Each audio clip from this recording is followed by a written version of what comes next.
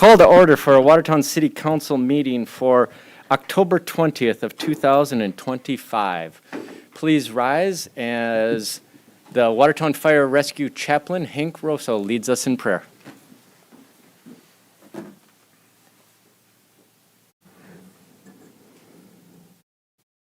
It's supposed to turn red when I push it, right? Yep, you got it. It's working, but it's green. Anyway, first may I apologize. I was a no-show a couple of times here. I'm so sorry. You guys are important to me, but I sometimes get bubbles in my think tank. God in heaven, as we come to you tonight, we thank you for this great community you've blessed us with. We thank you for the leaders here tonight, the community members.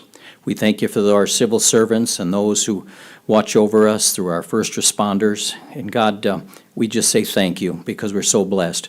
We ask your hand of blessing on this meeting tonight, understanding and patience and good collaboration. And we thank you that we celebrate this common bond and we love Watertown. We thank you for all these things. In Jesus' name we pray. Amen. I pledge allegiance To the flag of the United States of America and to the republic for which it stands, one nation, under God, indivisible, with liberty and justice for all. Finance Officer Bob Zine, please call the roll. Okay. Okay, I'm just gonna be really loud. Allen, Here. Hoyer, Here. Pauline, Here. Mormon, Here. Durin, Here. Peters. Here. Shetty. Here. Thank you. Quorum is established. Chair will ask if anyone has any conflict of interest or recusal tonight. Councilman Allen. I'll be recusing myself on 12B and E.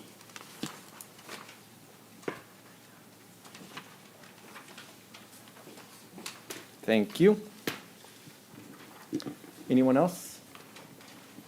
Hearing none, the chair will ask for a motion to approve the agenda with one change. I'm going to move item 12A, which is the Festival of Trees application. You know, I'm too nice. I was going to say to the last on the agenda, but no. We will move that to first on the agenda. And other than that, chair would entertain a motion to approve the agenda. Motion made by Councilman Peters, seconded by Councilman Mormon. Hearing no other conversation, all those in favor of approving the agenda, please say aye. Aye. Any opposed, say nay. Motion carries. We are moving on to 12A, which is an application for a special event retail license to Lake Area Technical College for the Festival of Trees event, which is from 5 p.m. till 11:30 p.m. on Friday, November 21st. Yes. Please rise and We'd like to thank the council and for all the years of support for Lake Area Tech. This is actually our largest fundraiser of the year, and it is for student scholarships. It will be on Friday, November 21st, and this is the 26th year. And please tell us who you are for the record. I'm sorry. I'm Jessie Eatson. I'm the Alumni and Foundation Coordinator. Yes, good evening, and Cam Corey, Vice President at Lake Area Technical College, and I want to thank you, Mayor. We did look at the agenda, and we wanted to make sure if we were first or second on here, so thanks for moving us to the top of the line. But just to reiterate, November 21st is the Festival of Trees for Lake Area Technical College. It is our largest fundraiser that we hold throughout the year. Without the support of the community, without the support of the donors, we couldn't do what we do within the community of Watertown. So we ask for your support in this conditional use, or actually it's not a conditional use, I don't think, special event application in order for us to hold this event on November 21st. Thank you. And I goofed up. I forgot to go to our city manager, Stager, first. I don't really have much to add, other than the insurance requirements have been fulfilled, as well as all of the necessary applications have been submitted. Thank you. I'll open a public hearing. Is there anyone else who would like to address the council on this issue? I'll close the public hearing, open it up for council action. Can I get a motion to approve the application? Motion made by Councilman Peters, seconded by Councilman Mormon. Any discussion, council? just want to say thank you for having it. It's always a great event. Been going for quite a few years in a row, and glad that it helps such an asset for Watertown. Yes, thank you. Thank you. Thank you. Hearing no questions or conversation, I feel confident in a voice vote. All those in favor of approving the application for Festival of Trees, please say aye. Aye. Any opposed, say nay. Motion carries. We will go back to item 11A, a first reading of an ordinance zoning text amendment to Chapter 2110 of the revised ordinances of the City of Watertown regarding residential height and placement regulations and residential height and placement regulations for accessory structures. We will go to our Community Development Manager, Brandy Hanton. Thank you, Mayor. So as stated, this is a first reading of an ordinance amendment to Title 21. This is in regards to accessory structures, which are basically, most lots can have 2 accessory structures per residential lot. And this is increasing the size for the accessory structure under 200 square feet to be 240 square feet. The reasoning behind that change is just past requests that have come before the Board of Adjustment, asking for variances that were within that threshold of the 240 square feet. And just with the prefabricated structures that a lot of the times are used for detached accessory structures, not detached garages, more so garden sheds, have also increased. And that we would rather see people be able to have additional storage for their things and deter from having outdoor storage. And then the other change in this ordinance is in regards to alleys. So today, and in the background information, it's flip-flopped. So today, if a garage is entered parallel from an alley, the structure has to be set back 9 feet. And that is whichever angle the garage door is opening. And then if it's perpendicular to an alley, it has to be set back 20 feet. And that mimics a lot of what front yard setbacks are required to be when you have a sidewalk. So you are not encroaching if you are parking in a driveway. The purpose of alleys is to allow that to be the vehicular access, and so you're not having that pedestrian vehicular conflict.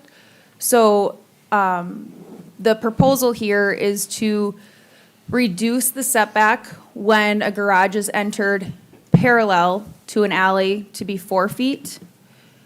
And then if it is entering perpendicular, it would be 9 feet. And again, as I stated, because of the purpose of because of what alleys' purposes are, that is strictly vehicular traffic.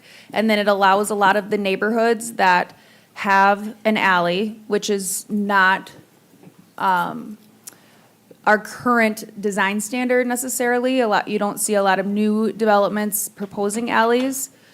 That would allow for a lot of these existing lots to reinvest in the properties and have sufficient off-street parking.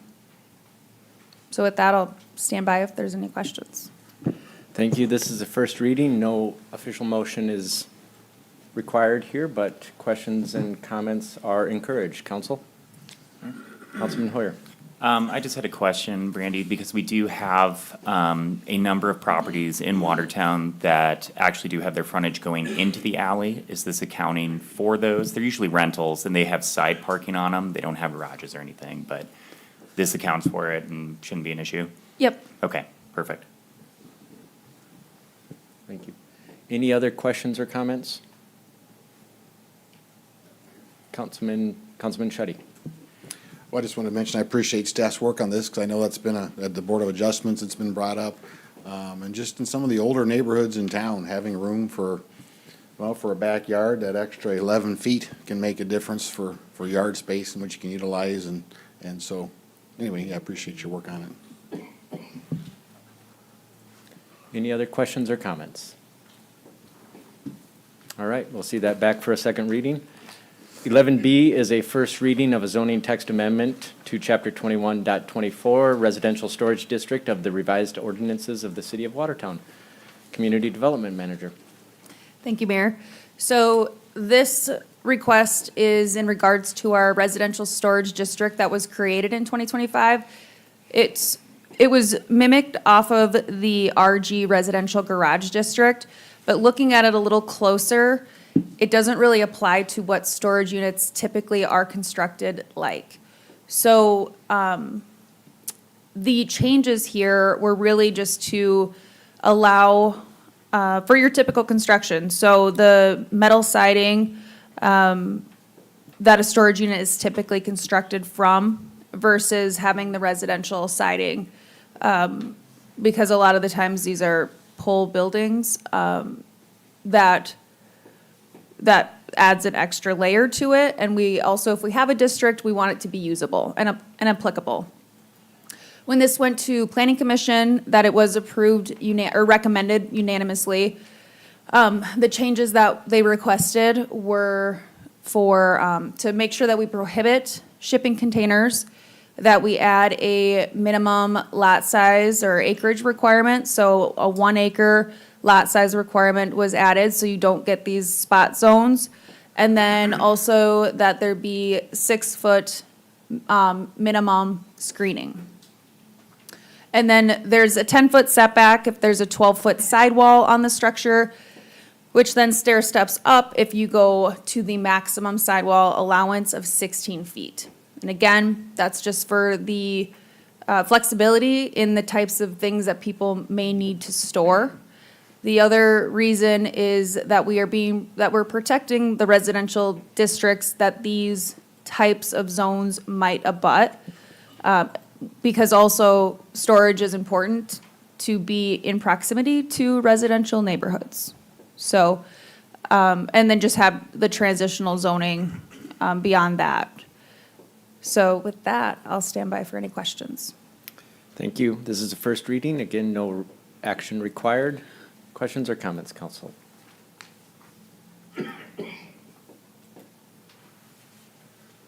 All right, thank you. Go to item 11C, which is another first reading of an ordinance establishing the zoning designation of C3 Highway Commercial District for, is it Burger? Burger 3rd Edition. Again, Manager Hannon. Okay, thank you, Mayor. So this is the first reading for the zoning, and with the second reading, the annexation will come to be acted on at the same time.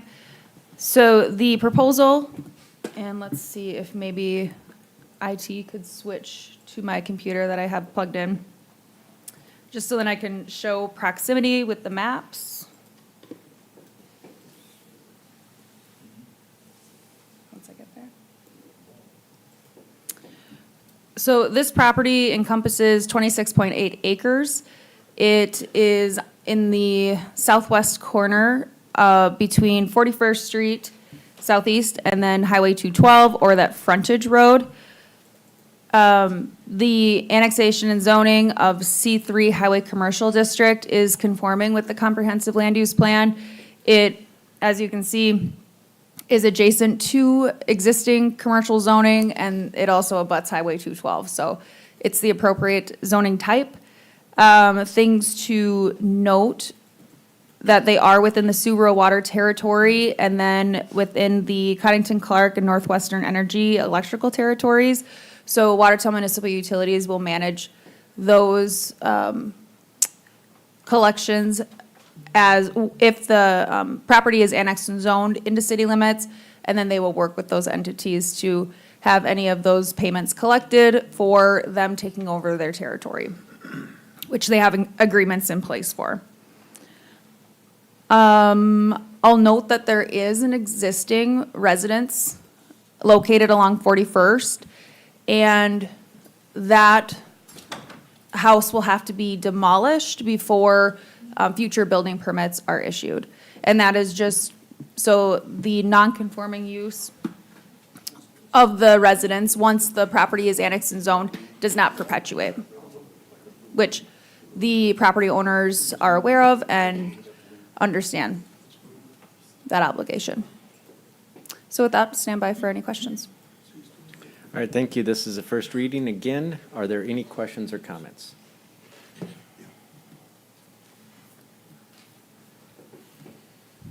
All right, hearing none, we'll move on to 12B, which is an approval of a resolution levying assessments for sidewalk improvements along Second Avenue Northeast from North Maple to Fifth Street Northeast with the 2025 Neighborhood Street Reconstruction Project, number 2504. City Engineer Justin Peterson, please tell us more. Thank you, Mayor. IT, if you could switch to my computer. Cool. This is a resolution for assessment for the sidewalk that's along Second Avenue project that's nearing completion, shown on the screen. There are 7 properties in which we replaced sidewalk that didn't meet ADA requirements or were non-existent. The amounts range from a little over 700 to about 2,700, totaling almost 9,700. After council approves the resolution, then the landowners would either pay in full or it could be added to their assessment, their tax rolls. I guess with that, I'll stand by for any questions. Thank you. I will open a public hearing. Is there anyone here who would like to address the council on the sidewalk assessment? Just come on forward. You can either stand or sit. Just tell us your name and where you live. My name's Mike Meadows, and I own property on Second Avenue and Second Street. The first time I got a letter, they give a value that I would have to pay, which I didn't have a problem with. The second letter is less. So I'm wondering if you're voting to make us pay less money than we were, or? City Engineer Peterson? Which is wonderful. Yeah. I'll pay the one I got lately. So the first letter you got was an estimate. We bid it, actual quantities, it is less, so. Oh, Yes. great. Okay. I'll go home and have supper. Thank you, Mr. Meadows. Thank you. Is there anyone else who would like to address the council on this item? I'll close the public hearing, open it up for council action. Can I get a motion to approve the resolution? Motion made by Councilman Shetty, seconded by Councilman Hoyer. Any questions or comments, council? All right. We'll go to a vote. All those in favor of approving the resolution, please say aye. Aye. Any opposed, say nay. Motion carries. Item 12C is an approval of a resolution establishing a public infrastructure cost recovery for sanitary sewer for the Northeast Interceptor associated with city project number 1119. City Engineer Justin Peterson. Thank you, Mayor. The area shown on the screen is what this resolution would cover. There's a force main that comes up through here to the bus barn currently for the school. And this is cost recovery, which is a little bit different than the assessment. Cost recovery isn't collected until the property is annexed into the city and then a building permit is issued and starting to use sewer. This is just to notify the property owners that if they're annexed into the city, there's a cost for sanitary sewer. There's not a collection until they are annexed in. So I guess with that, I'll stand by for questions. All right. And before I go to a public hearing on that, I'll ask a question either to you, Engineer Peterson, or City Manager Stager. The question is I know that there are people here from an area with several houses. Am I right to call it Serenity? Northwoods. Northwoods, sorry. So up in Northwoods and Northeast Watertown, the northeast section that is associated here. And I know that some of them, you know, they built out of the city for a reason. because they wanted to live out there and not be annexed in. So please explain what the process would be. Why can the city annex them? If for some reason they wanted to be annexed at any time in the future, why and how would this go? The city would not be in a position to force annexation. If the landowners in that area, and I know that they are governed by covenants and an association, if they elected to be annexed into the city, they may very well enjoy having an interceptor wastewater line close to the property. That would be completely at their choice in terms of the timing. There's nothing that the city would do to force annexation or connection to that sanitary sewer infrastructure that is in place. All right, thank you. So with that, just wanted to make that clear to everyone that the city has no plans of annexing, and we cannot legally do that without the approval of all the landowners. So with that said, I just wanted to make that clear, but I'll open a public hearing. Is there anyone who would like to address the council on this? Yes, I would.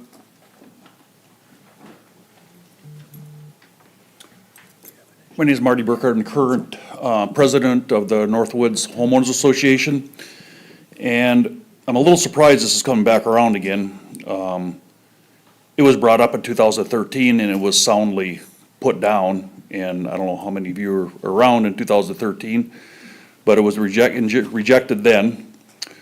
And it's kind of a moot point as far as going anywhere with it, because Cutting Clark Electric will not release that development. It is one of their highest income areas. Current development structure is not very conducive to it.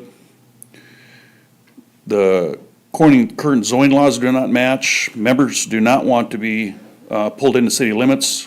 This is the reason, as mentioned, that we all built where we built. It's kind of unfair to include us in a fee resolution that we do not support.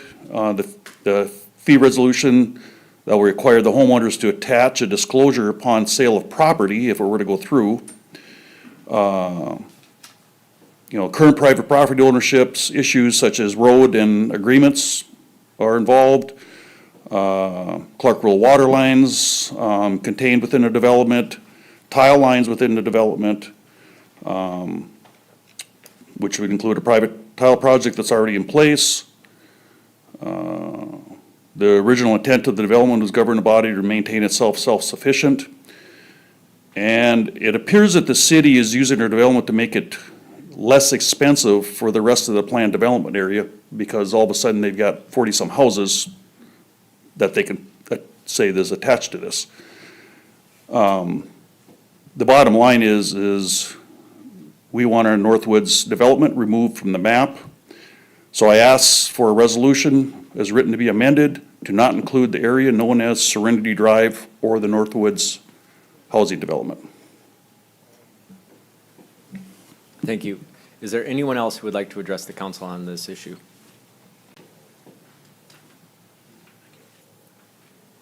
Okay, I'll close public hearing, open it up for council action. Can I get a motion to approve the resolution? Motion made by Councilman Peters, seconded by Councilman Shetty. We'll open it up for questions. Councilman Peters. Thank you, Mayor. Maybe a question for you, Alan. So this is just us approving a potential cost recovery. This is the first step in the process. Essentially, we're laying the groundwork to, if it ever was annexed, we're establishing what those fees are today, correct? That is correct. We are establishing what those fees are today. And we are also providing notice to any future owners of the property that this cost recovery does exist. We've had issues in the past where landowners have been surprised, and this is a common practice to have a miscellaneous filing to notify landowners in the future that this potential assessment does exist. Follow-up to that would be, let's say that we don't take action on this. What risks do we have in the future if we don't establish a price today? I think we would then, if we exclude a portion of the property, we would attempt to increase the amount recovered from other property owners that are also included in the assessment, because it would be spread across fewer properties, so the amount per property would go up. Okay, thank you. Councilman Hoyer? I'm just wondering as well, I mean, looking at the image with how it is drawn up and where it does end, is there a necessity to include that extra bit? I mean, would the idea be then, if they were ever annexed in, that the line gets extended further so that they have access to it? And this could be to Justin. Or does it just remain there? I understand where the group's coming from, and I know that it doesn't trigger unless annexed and they'd have to choose that, but I also just wonder, does that then maybe misrepresent what it would cost the other folks in the event that they never do annex in and we annex the other pieces in? City Engineer Peterson?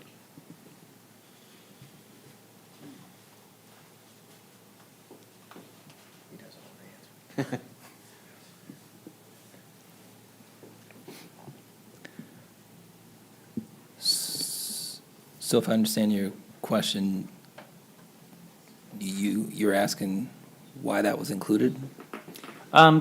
Sort of. I mean, we kind of understand that the group at this time does not wish to likely ever annex in. And so I worry that if we annex other pieces in as we develop, they're going to get a notice of what this cost is. And then if the other group never annexes in, what does that mean for that number? Will it increase at some point later, or it's just locked in at what it's at, and then It would be locked in for what it's at. are we able to incrementally annex then still? Like, we don't have to annex the whole chunk in one go, we can just do a small portion of it for the existing sewer line. Yes, the way the resolution's set up, it's based off of an acreage. So whatever acreage comes in times the number is the fee that they would pay. Okay, and then can I do one more follow-on to that? So then, in the event that they do never annex in, are we shorting the recovery cost in the long term? Yeah, we just wouldn't recover that amount, yes. Okay. Councilman Jurens? So that leads to, why did we even do it? Why did we run the sewer line up there? To serve the bus barn and the surrounding area. The only reason we'd run a sewer line that far is for a bus barn?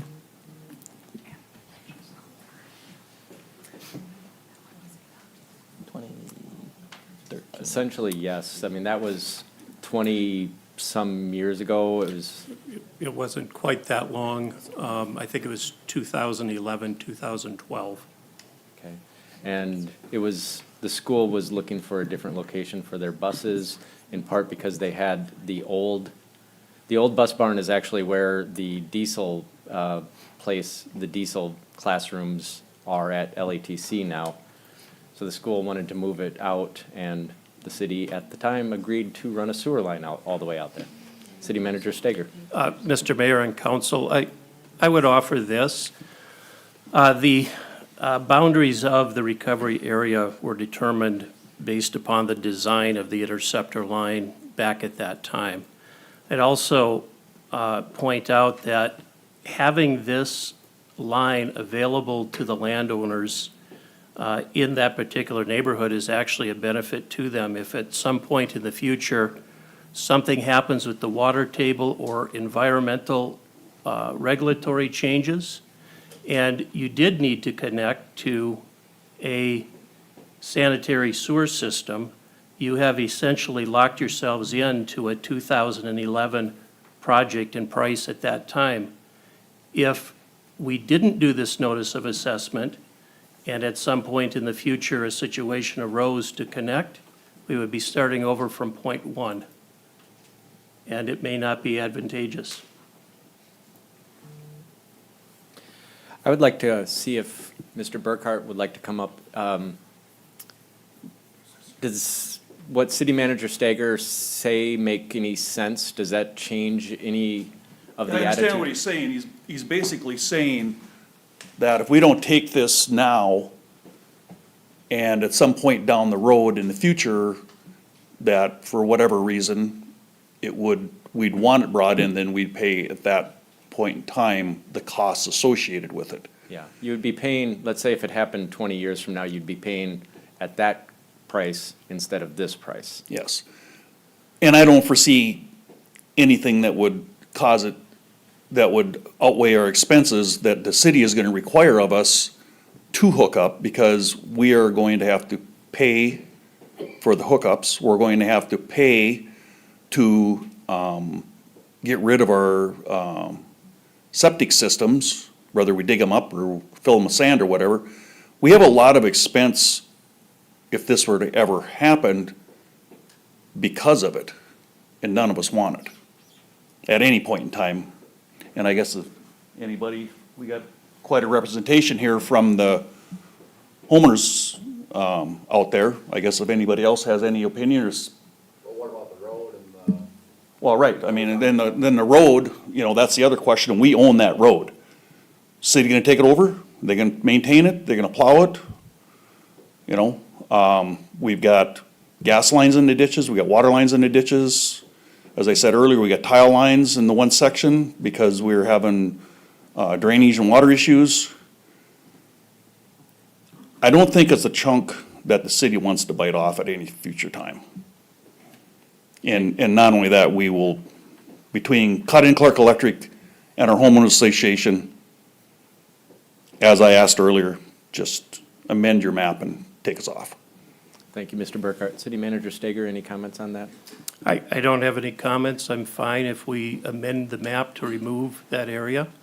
I think we've made an offer here to lock into a future service if it's required, and providing the notice of a future assessment really doesn't have any practical bearing in a negative direction on the landowners, as they are completely in control. But if they'd like it removed, I recommend a short amendment to remove it. Thank you, City Manager. I would also recommend that, but I would like to hear from council first. I think it would be easy for us to just exclude that section from this, and it's the will of the landowners. So, or Councilman Shetty. Thank you, Mayor. And I appreciate the insight, as a city, we're doing what we're doing, listening to the neighborhood. As I'm just listening to this, it doesn't seem like there's as far as a downside or an upside, it really boils down to cost at the time of hookup, if there ever is a time of hookup. So I guess unless as a city, there's some other reason, I'm okay with making the amendment on this map, so. I would like to request an amendment to exclude, let's just say the Northwoods area, or should we just exclude that section? City Manager or Engineer Peterson? Which, Let's see if we can get the legal description quickly. okay. Can you get it? Councilman Hoyer. While we're doing that, is there any chance that we could pull up what the floodplain looks like in this area too? Just curiosity.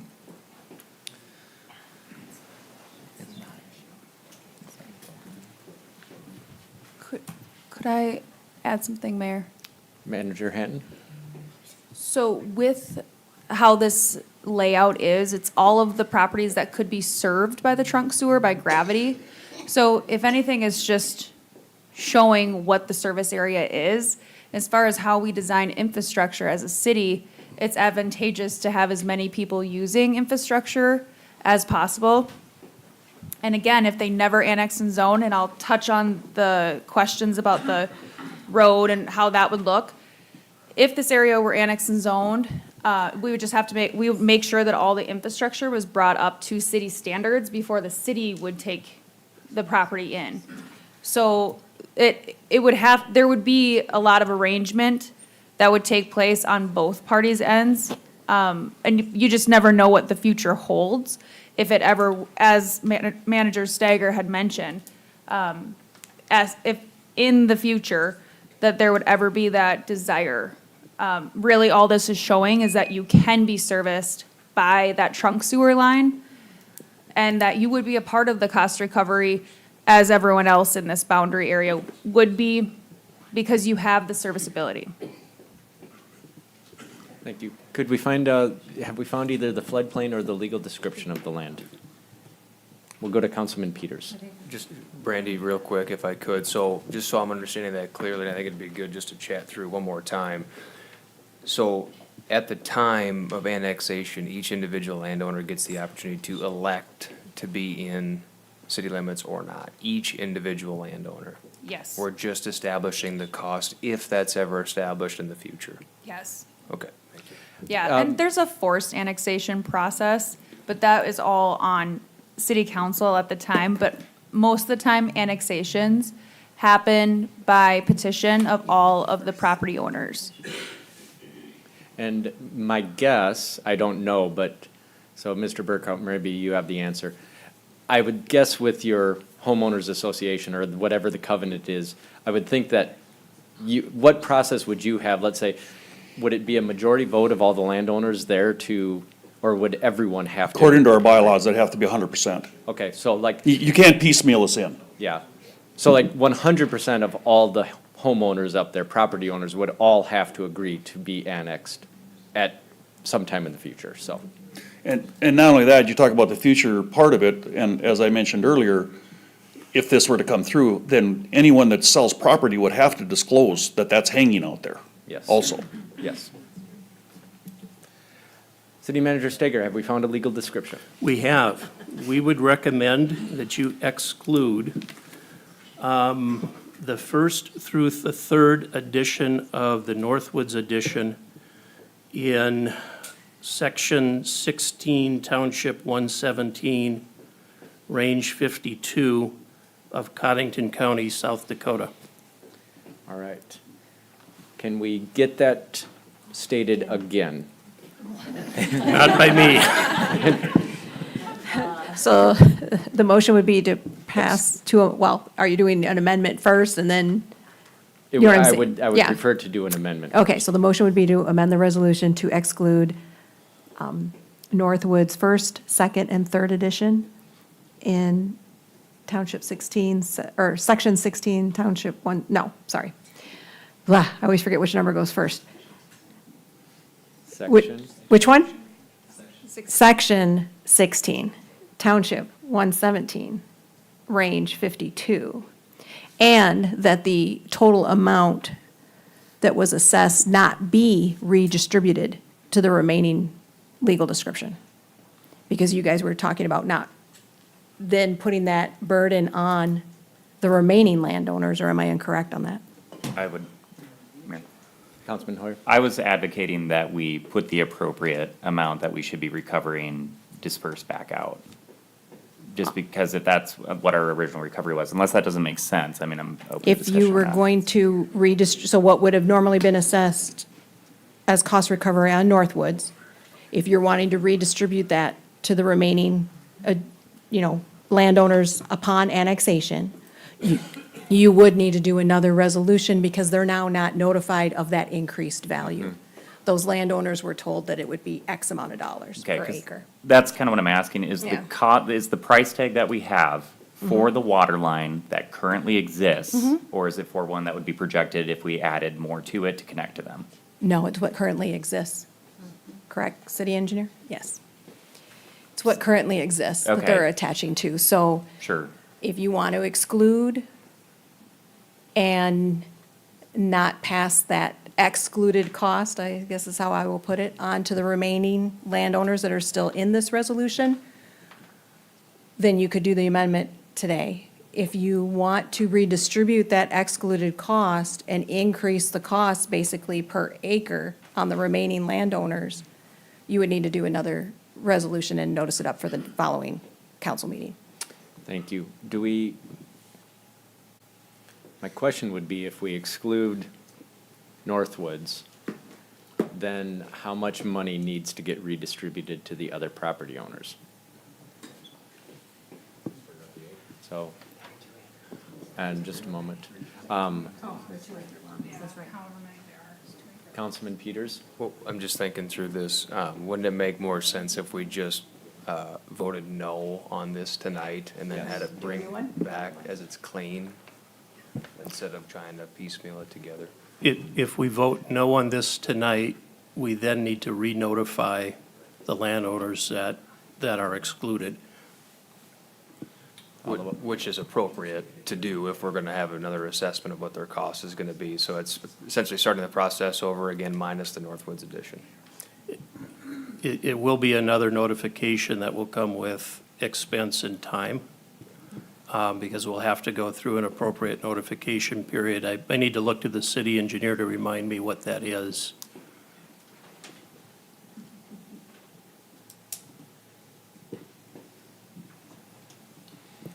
It's me. It's me. Yeah, the notification has to be sent out between, is it 10 and 20 days from the council meeting, so do my math. I don't know if we can get to the next, we can't get to the next council meeting, so it'd be November 20th or whatever is when it would be. Councilman? I would just say, at least on my end, that the cost of mailing out notices is probably going to be less than the amount we would not recoup. So to me, I mean, I don't think we're in a huge hurry to annex anybody in. So to me, I think it would make sense to go through the process, make a clean slate on this, and just, I don't know right versus wrong, but I would say do it the right way, in my eyes. City Manager Steger? I would encourage the council to consider this. We may have pushback from the other property owners if we decide to allocate the pro rata share of Northwoods onto those property owners. And so I'd ask you just carefully consider that. I would estimate it's probably $15,000 that would not be reallocated on the Northwood properties, and would recommend that maybe not reallocate this amount. Okay, thank you. There was a gentleman out in the audience that wanted to address the council. Please come forward. My name is Robert Fox, and thank you, Mr. Mayor. I realize you had closed the public portion, so thank you for recognizing me. I'll start off by saying I'm sorry, because I was on county zoning for 25 years, and when we approved Northwoods, we knew that the city would someday be facing these kinds of issues with how do we annex it in, large lots, how do you tax them and such. If you look on your map, I own what's to the right. If you can kind of, and it's pretty close to the largest piece of property that is in your resolution here. So when you start taking areas out, you will raise that cost on the rest of us landowners. And it's stated here is $320.83. Well, that's the cost when it was put in 2011 or 2012. And I don't know what the inflation index that's built into this will do to that price, but it's going to be a lot more than that by the time, you know, say it doesn't develop for another 15, 20 years. The inflation index that is listed here, CPI-U of 2020.9, 104, and that's going to add a lot to it. And you mentioned 15,000. I say it's going to be substantially more than that.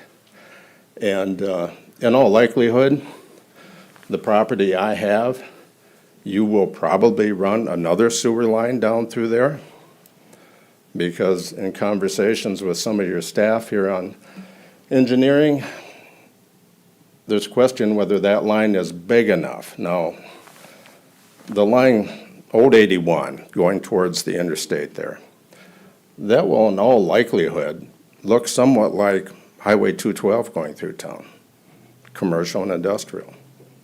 They're not sure there's enough capacity in this line. This line is more residential. And so there will probably be a line coming down through my section in the future. And I've also been told by a person who used to be in charge of municipal utilities the day will come when your sanitation plant, way on the south end of town, can't service the north side because your lines through town are too small. And there will perhaps be a need of another plant. So my property, in all likelihood, might not even be in this resolution as we go forward. But I'm not asking you to take it out tonight. I realize that, nobody's crystal ball is clear. But as you start taking land out, and these people sitting behind me are my neighbors and my friends, at least they were before I stepped up here. Yeah, I'm just saying, we kind of knew that Northwoods would be a problem for the city in the future. But they met all of our standards, so we had to approve it. So, thank you, Mr. Mayor. Thank you, Mr. Fox. I'm going to, for right now, treat the amendments. So the way that I look at it is we have two. One is to exclude Northwoods, and one is the cost. I'm going to treat them as two separate amendments because I think we can deal with the Northwoods pretty easy. So I would ask the council to have an amendment to exclude Northwoods 1, 2, and 3 addition, Section 16, Township 117, Range 52, correct? So can I get a motion to amend to that language? Councilman Mormon? I'll second it then. Okay, so the motion, we're talking about the proposed amendment now, just the amendment, which is to exclude Northwoods. Is there any conversation on that amendment? Okay. All those in favor of that amendment, please say aye. Aye. Aye. Any opposed, say nay. Nay. We'll call the roll. Okay. Okay. Allen? Hoyer? Aye. Colleen? Aye. Mormon? Aye. Jurens? Nay. Peters? Aye. Shetty? Aye. Motion of 6 in favor and 1 opposed. Motion carries. We are now on to the resolution as amended. I would ask the council to consider, I won't make an official motion to amend yet, but let's focus upon the cost redistribution.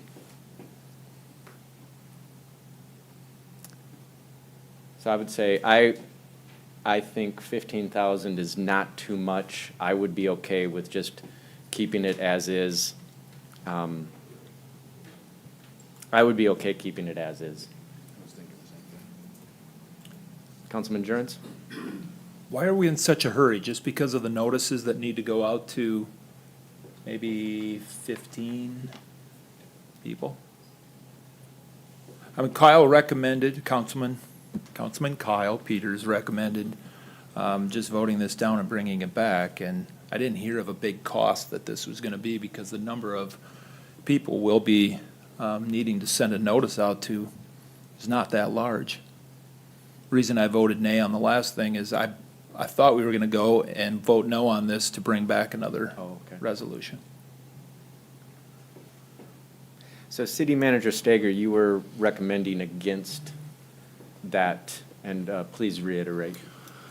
If you're not going to reallocate the cost, you could vote on it tonight without the necessity to renotice this. If we were to renotice this, it would be the third notice to the same landowners in the last several months. And I don't think it really changes the outcome much to go through another notification period. It is only a few landowners, but there is a process of certified letters and the staff time required to do that notice. We're happy to do it if that is what you'd like to do as a council. Councilman Jurens, the floor is still yours. May I ask Bob one question? Yes. Mr. Fox? Mr. Fox, Yes. are you, and I've had calls from the other landowners, and according to Onyx, it's Mr. Orris. Are you in favor of this? I'm not a developer. Don't never planned to be. A developer may look at this and said, oh, there's a sewer line. We're used to paying for sewer lines, and would think nothing of this. As landowners, we look at it, I'm a farmer, we're just retired. I look at it as a big cost with no way to recoup the cost. But it has been explained to me, none of this comes into play until the land is annexed. Now, I do live in the city. There is 40 acres over there that puts me in the city. And that was because of a water line connection. That's the only way I could get city water. Back when Mayor Barger sat there, she wanted to keep rural water off of that section so you don't run into these issues of who services what. And so we worked out a thing with municipal utilities. I brought in 40 acres, I connected to water. And city water is great. Am I in favor of this? Like I said, it doesn't affect me today. It'll probably affect my family in the future. But a developer, like I said, may look at this and say, oh, good, there's a sewer line that's available. And look, maybe the cost is less than it'll be to do it in 20 years. Does that answer your question clearly, or Yeah. did I just yeah. muddy it? And it may be worth more if this is there. Possibly. Okay, thank you. There's a lot of hypotheticals here, but like I said, as a developer, they're gonna need a sewer line. So, okay. Any further council comments, or, I guess, my stance would be, I'm okay moving forward without a redistribution. Just, we exclude Northwoods, well, we already have, and just moving forward as is, because I could see if we try to redistribute it, we're probably looking, there's a pretty good chance that we might have other landowners coming up and say, please exclude me as well, and then we're at a point where I don't know where that would be, but we could resolve it tonight and finish it tonight and just hypothetically take a $15,000 hit sometime in the future, which might be 30 years from now. Councilman Peters, do you have anything? I just want to say? add some commentary to this and just to explain where I'm at. So, hearing that the bylaws of the HOA, you need to have a unanimous vote to come in is why I think it makes a lot of sense to remove that, so I'm glad that we did, because the odds of that happening are probably pretty low where everybody agrees on that. So I think that makes sense, and I'm also a proponent of keeping the cost the same and having the city take on the additional $15,000 so we can take action tonight. No big hurry, but if we don't have to spend time and effort to go notice everybody just to raise their costs, we might as well just get it done tonight. So those would be my thoughts. Thanks. Any further questions or comments? But I do want to, respect for our colleague, Councilman Hoyer, did you want to amend it to redistribute the costs? Okay. Thank you. Any further comments or questions on this item? City Attorney Carrico? Okay. Oh, I was gonna say Just please identify yourself.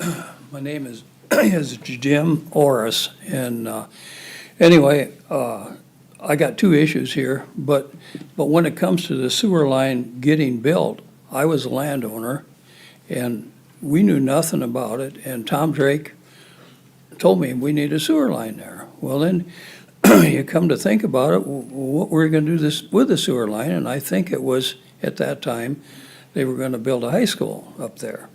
That was part of the thinking along with the bus barn. And then you needed a sewer line. Well, now all of a sudden, that didn't work out, and you're probably correct.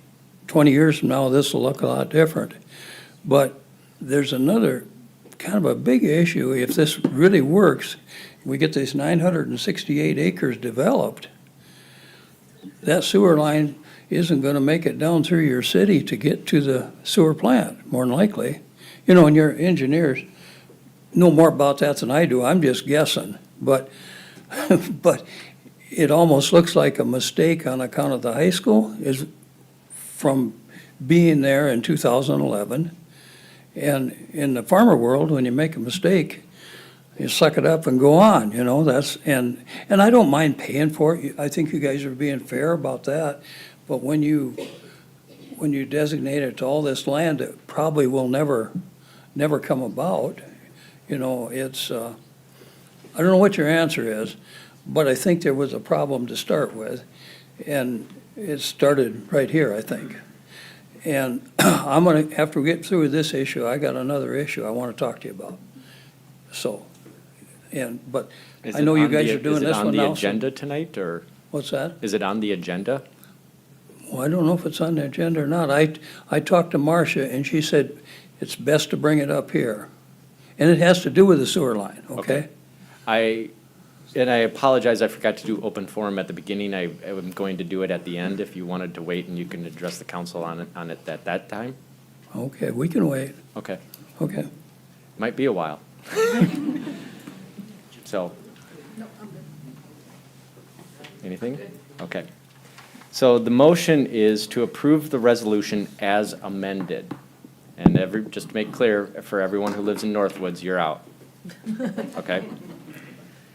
So the motion is to approve the resolution as amended. CFO Bob Zine, please call the roll. If you're in favor of that, vote aye. Opposed, nay. Okay. Allen? Aye. Hoyer? Aye. Pauline? Aye. Mormon? Aye. Jurens? Aye. Peters? Aye. Shetty? Aye. All in favor. Motion carries. Thank you very much. We'll pause for just a moment while people.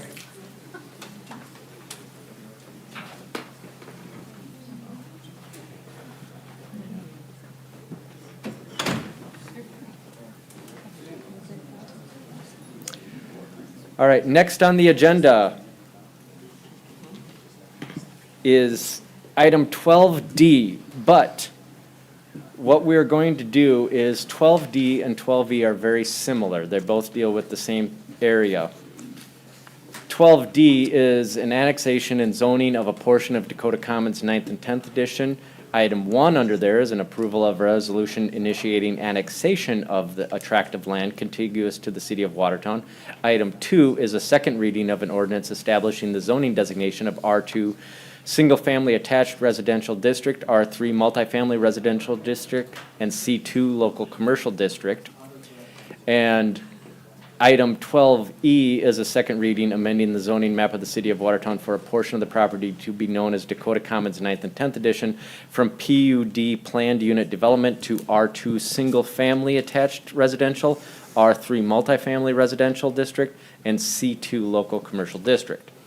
So they're all relatively in the same area, so I am going to be allowing the leniency for anyone who is talking about this area to talk about basically the entire topic as a whole, and then we will deal with each item in particular. So there is obviously going to be some difference between 12D and 12E, but I'm going to allow leniency and allow people to discuss about that area in general.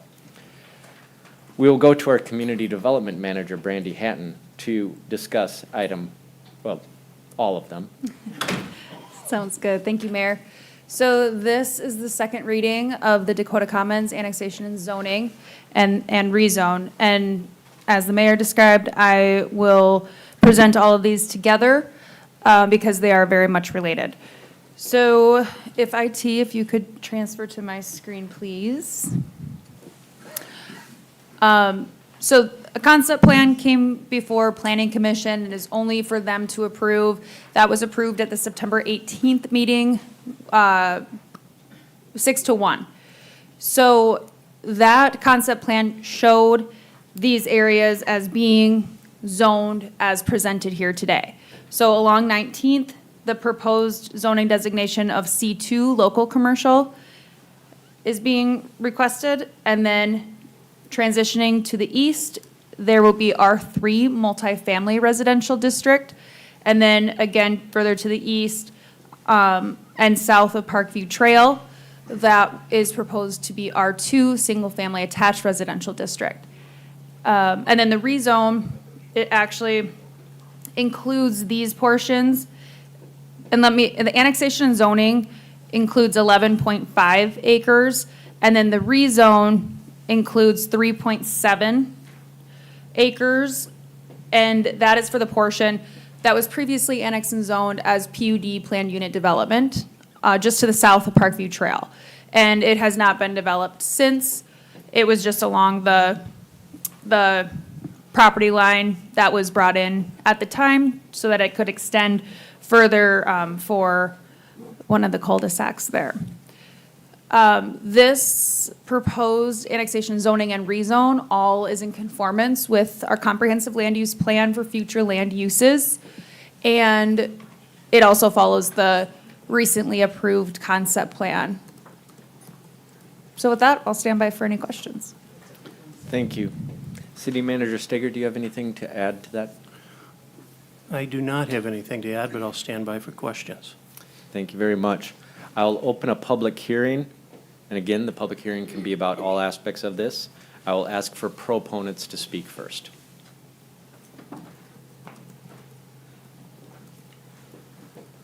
Good evening, Mr. Mayor, council members. My name is Jacob Mills, representing Mills Development.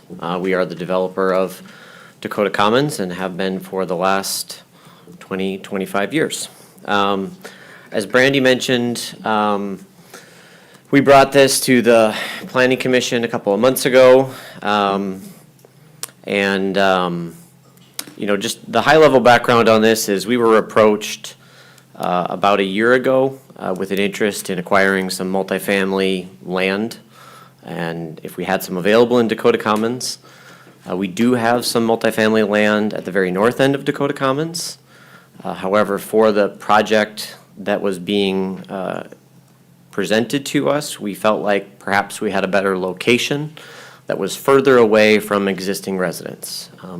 The existing R3 land that we have in Dakota Commons is literally in the backyard of dozens of homes. So we looked at the land to the south of Parkview Trail, and I don't know if there's a way to put it on a monitor, but it's a cornfield. There's about 80 acres in total to the south of Parkview Trail and off to the east. The multifamily portion is the portion on your screen that's designated as Lot 11. It's about 3.7 acres. And that's the only true deviation to our overall concept plan from the original plan. Largely, everything else, because I've heard a lot of comments from folks, concerns about change to the plan, and we understand that, and we're trying to just make a minor modification to the plan that allows for a transition of density from higher density along 19th to R3 on this Lot 11, to R2 that's existing, to R1. So when this project came about almost a year ago, we felt like this was a good location, good fit, good neighborhood transition design. A lot of folks are going to have concerns about property values, things like that, which are fair concerns for anyone in the neighborhood to have. I would just highlight that we will continue to own more acres than anyone on either side of this project that's being proposed. So if there is a detriment or a harm to this particular site, I am the largest party to detriment myself. And so my question would be, why would I be interested in a project that would be a detriment to myself to sell that other land to develop this neighborhood? We've worked with the developer that's on this project. It's a 3-story and smaller scale project. I have an aerial photo of a project exactly like this that we worked with this developer on in Brookings. It's a completed project. You can drive by it. I met with some residents from the Meadows, drove them by the project, tried to show them there are some very nice $500,000 homes that are directly across the street from this apartment complex. Fits in very nice to the neighborhood. It's not one big giant monolith building with 100 units in it. It's nice and spread out. It's a nice neighborhood scale project. Like I said, we've done everything that we can to try to find a place within our development where this can hopefully fit into the larger plan of a lot of neighborhood that still is yet to be developed. So I don't want to take up too much time. I would just love to be invited back up if there are questions that are brought up that you'd like answers or response to from the neighborhood. So Thank you, Mr. Mills. I will ask, is there any way to show the pictures on the screen? Yeah. Well, you might not have the cornfield one. I think we all know it's a cornfield. I'd like to.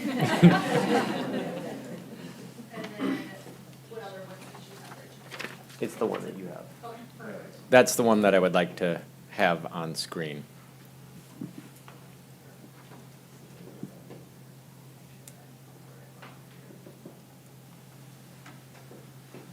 Any questions for me now, or you want to get me at the end? At the end, we'll first take all public hearing. So that is a picture. Mr. Mills, if you wanted to, so explain to us how this would be in this area of Watertown, or. I mean, that's fine, yeah, like I say, so the black and tan buildings are 12-plex multifamily structures. In this phase of this project in Brookings, there are 4 buildings. And then directly across the street from that, those are R1 homes. And the home that is immediately across from their entrance actually sold during construction of this multifamily project for $425,000. It's a very nice house, very nice neighborhood. And this is part of why we felt like this project, this location, was a good fit for a relatively undeveloped part of Dakota Commons that's not truly, it's across the street is the closest it is to any existing resident across the street. There's no one that is in direct view in their backyard of this particular location. And that's a large part of why we chose it. And I'll stand for questions. Thank you. Is there any other proponent testimony?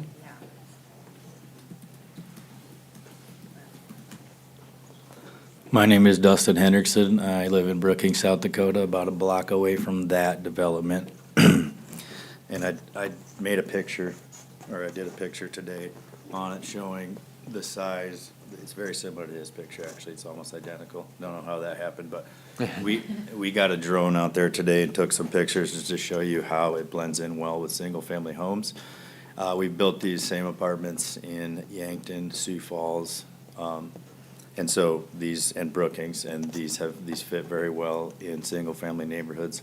And there's always a lot of concern when you first do apartments or multifamily in the neighborhood, but when we're done with these, we've had 0 negative feedback once they're complete, and we have very little problem with any of our residents, and that's why we also brought Mills here to talk about that aspect of the project. But it's a beautiful project, it's nice architecture, and it helps solve one of your guys' problems, which is attainable housing. And so we want to build or bring a beautiful product to Watertown, and this kind of fits your guys' needs very much so. And we've worked with Mills on some other developments, and they're great to work with. So we were the ones that fixed up the cottage, which used to be the budget hotel. So we like to improve neighborhoods that we go into. We also over landscape these developments, so there's lots of growth around the apartments as well to kind of cover them. The parking is always situated in the middle, so the parking is kind of hidden by the building, so you see nice architecture. There's also a grove of trees in front of this to park view that would block most of the apartments from the neighbors that are to the north. So I'm a proponent for this project. Thank you. Are there any other proponents?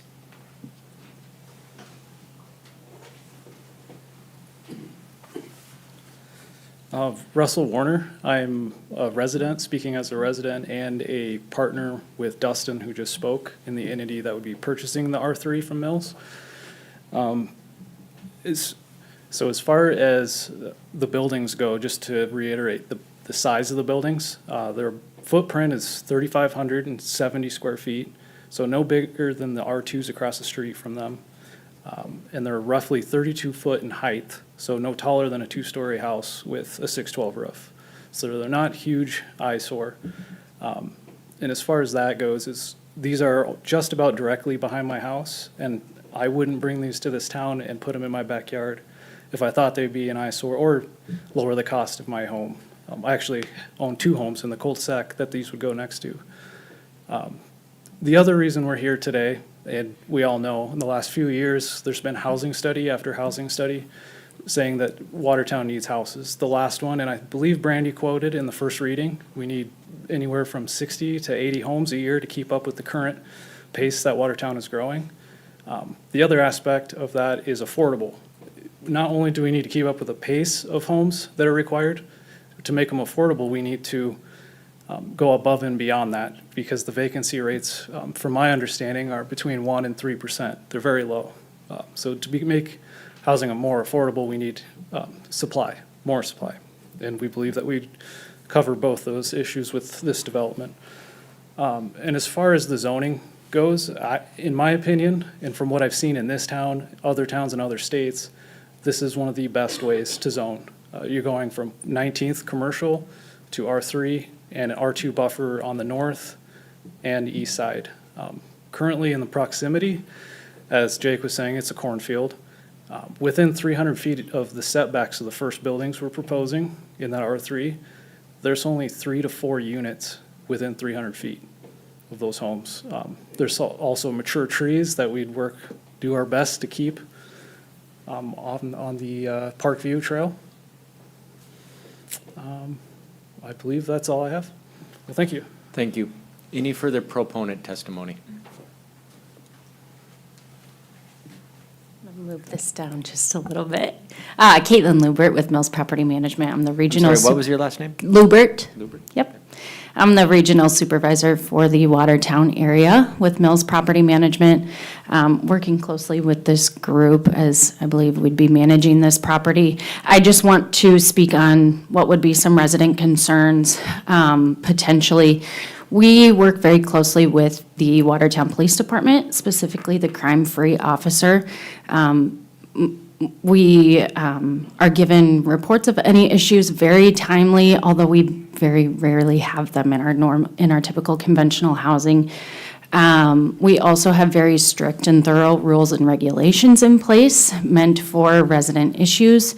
Again, the crime-free issues, and then property upkeep as well. So making sure that things are looking nice, staying looking nice. We're also extremely dedicated to property upkeep, and we know how much that curb appeal means, probably to the residents surrounding the area as well, to the owners, to us as property managers, and to the tenants themselves. So just wanted to shed a little light or speak a little bit about that as well. Thank you. Thank you. Any further proponent testimony? Any other proponents? I'll open it up to opponent testimony.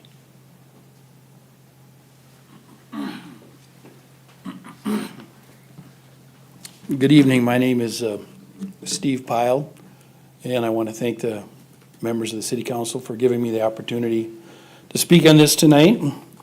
I'm here just representing myself, and I live at 2002 Palisades Lane, and I'm here to discuss primarily the portion that is proposed to be zoned and rezoned R3. I'm sure you've seen the concept plan. It's this portion right here, and the portion that was up earlier on the board. You've heard from the developer who's planning to put in these apartment buildings. As near as I can tell, they're initially going to start with approximately 4 buildings with 12 units per building. That's 48 additional units with more buildings and units to come in the near future. This is going to be a tremendous increase in traffic. This entire development, as I understand it, will have access to 19th Street via Parkview Trail. And there's no other planned access in or out at this time. However, there is a supposed to be some traffic studies done in the future to hopefully alleviate any traffic problems. I don't know how that's going to work. It's already a problem trying to turn on to 19th Street from Parkview Trail at certain times of the day. And with this increase in traffic from the 48 or more additional units, it's going to be getting worse, I believe. I was one of the residents that Jacob was gracious enough to let us tour his development in Brookings, showing the buildings that he had up on the picture. And I know that opinions on architectural attractiveness are quite subjective and can vary from person to person. And I guess in my opinion, I did not find the buildings all that attractive. They are basically a big black cube with a masonry strip on each side and a flat roof. And I just kind of feel that anyone who would drive into Parkview Trail off of 19th Street would notice the stark contrast between these buildings and the neat and attractive twin homes and single-family homes in Dakota Commons. I know that there are also concerns about property values. Jacob has assured me, and as he just did tonight, that this should not be a concern. My wife and I are planning to sell our property in the near future, but actually anyone who owns property anywhere at some point is going to be a seller. And so we all are concerned with the values of our properties.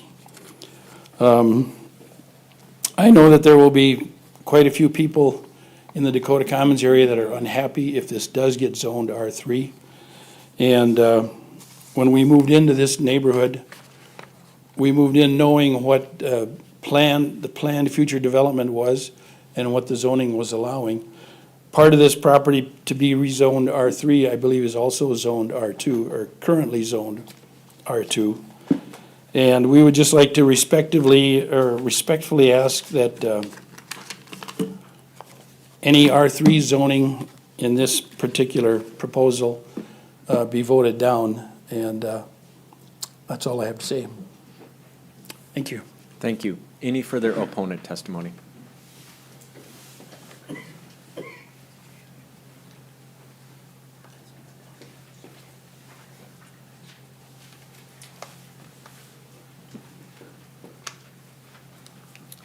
I am Jen Schulte. I also live in Dakota Commons.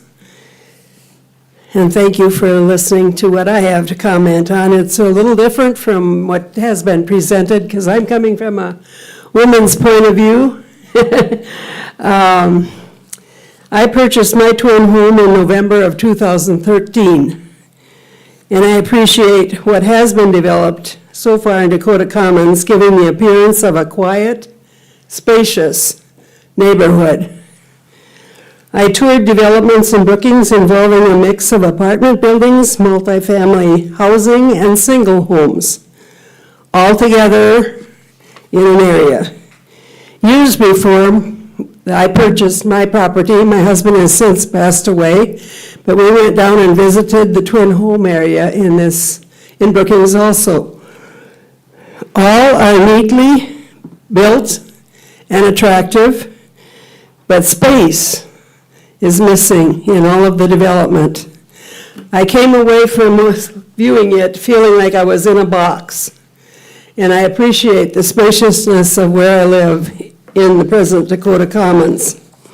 It is my understanding that a different builder is purchasing the land, and it appears to me that he has the concept of placing as many structures possible allowed by the city in a plot of land with minimum requirement between buildings. All the rules are followed, but there's not the spaciousness that I desire. My desire, along with the desire of many of my neighbors, is to see the same layout we now enjoy with spacious space between structures not building as many structures allowable by law with minimum allowable space between structures. I lived across in a 3-story apartment building for 40-some years in Millbank and came to the conclusion, never again would I live across the street from an apartment building, not because of the people, but because second and third story can look right into my house. And I need to have a shear or a closure, or they're seeing everything that's going on. You can't even walk through in your pajamas if you don't want them to know that you're going through. Therefore, I am requesting the council to deny the zoning request to change the specified land presently zoned R2 to R3. Thank you. Thank you. Any further opponents? I'm Melanie Harrington. I live at 2036 Palisades Lane, and I've been asked by 2 people to read letters from them. The first one is from my husband, who is the president of the Association of the Meadows. Thank you, City Council, and thank you, Mayor. When we and other residents of Dakota Commons were looking for a new home, how the neighborhood looked and what Mills told us were their plans for the undeveloped area had significant impact on our decision to buy into the neighborhood. Rezoning to allow apartments in the undeveloped area will change the whole look of this area and not for the better. We ask that either Mills Development withdraw the request to rezone the area from an R2 to an R3, or for the City Council to reject the rezoning request. Bruce Harrington, President of the Meadows Association. I have another letter from another resident in Dakota Commons. Members of City Council, and these are her words, not mine. As a homeowner in Meadows Development, I am as distraught as many others at the proposed change of zoning from R2 to R3 on a parcel of land that may cover as many as 3 acres and possibly diminish the value of our property. My home would now have a view of a multi-story apartment buildings along Parkview Trail instead of no more than a 4-plex as legally promised when I made my purchase. The Meadows aesthetic appeal with quality homes should not be diminished by this proposal. Mills property developers have acknowledged that a traffic study after the fact would have to be done for handling the increased traffic on Parkview Trail, now a quiet street with a peaceful southern view of green space and farmland. The City Council may see a need for this type of housing in Watertown, but certainly Mills Property Management can find another location for financial gain without changing the previous commitments to its residents. Carolyn Scovelin.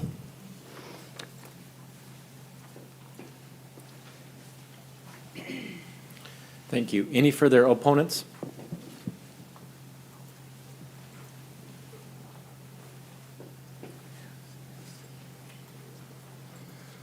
Hello, my name is Ron Rorvik. I live at Palisades Lanes. I've lived there for about 15 years. I've watched just about everything being built there. I talked with John Mills many times in my house. He assured me that many years ago that he was going to take Parkview and turn some of that into a park area and run Parkview all the way to the trail. So I kind of went by that. He said he always wanted to see it full of homes, twin homes or regular housing. So I looked, drove around quite a bit lately, and I went on the far northeast part of town. That's plumb full of apartments down there in that area. And I went over by the cemetery. That's plumb full of apartments down there. I went over by Human Services. It's packed in there. When is enough on apartment buildings? I'm not criticizing anybody for wanting to build there, but John, I kind of went by John's word. I said, ask him many times, are you going to build homes there? And he said, yeah, definitely. And when this came up, I kind of took a step back. Something, I know property's worth a lot of money nowadays, but I would sooner see homes in there, twin homes, no more apartments. I think the town is jam-packed full of them right now. I don't know what the council's got in the future of having somebody move in an industry or something, but I think we should hold off a little bit and see what's gonna happen. I don't wanna see them build, I live right across, I'll be living right across the street from these apartments. So I don't wanna look at them every day. And then I figure the traffic amount, people that are gonna be living there are gonna have 2 or 3 cars in each family. And if there's 48 units gonna be put in there, that's 96 more cars coming out to 19th Street. And it's quite a deal down there now because there's so much traffic coming from all the apartment dwellers, livers. So my vote would be, if it comes to a vote or anything like that, I'd vote no against it. Thank you. Thank you. Any further opponents?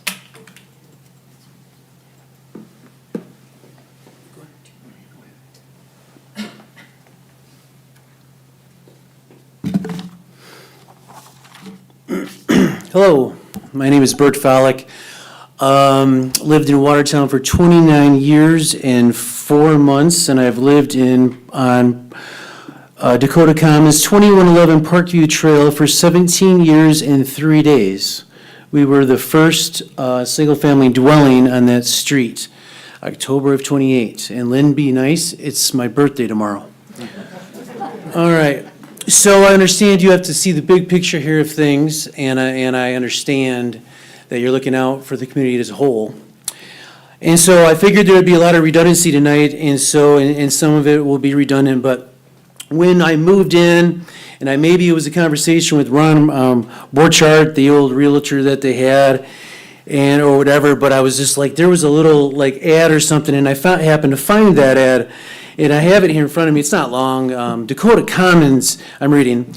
Dakota Commons is growing steadily in northeast Watertown. This master plan development encompasses spacious single-family lots, low-maintenance townhome community, landscape common areas with sidewalk trails throughout, and a neighborhood park.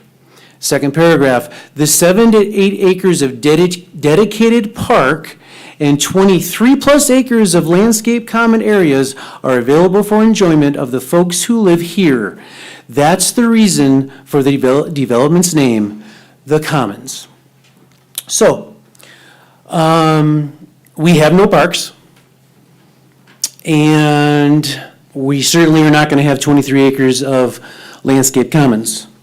And I disagree with some of the comments that were earlier made, because I have the development plan, or whatever plan you want to call it, back when I moved in, and a couple weeks ago, that plan was already changed. So, whammy number one, we lost, in the southern portion of our development, some of the commons. Okay? All right, I think that many of us could deal with that. Now, tonight, we're looking at a rezoning. And so nowhere here, nowhere in this advertisement and so forth, do we hear this about apartments. And I also disagree with the perfect spot for them, because we're known to be the commons, open green areas. And now you're going to drive in on the western, central, smack dab in the middle of our full development, okay, apartments. Okay, the name is not Dakota Apartments, it's Dakota Commons. We bought there into this with the original intent of having this open space. I've lived there 17 years. I have 14 pages of covenants that I have followed for 14 years. I have paid my homeowners association fees for, 17 years. And then furthermore, driving in for over 20 years, there was a sign, okay? They had a plan up there, again, with no apartments, and it had a park, okay? No parks. So I'm a little leery, okay, because there's been some promises made, but not all the promises have been kept.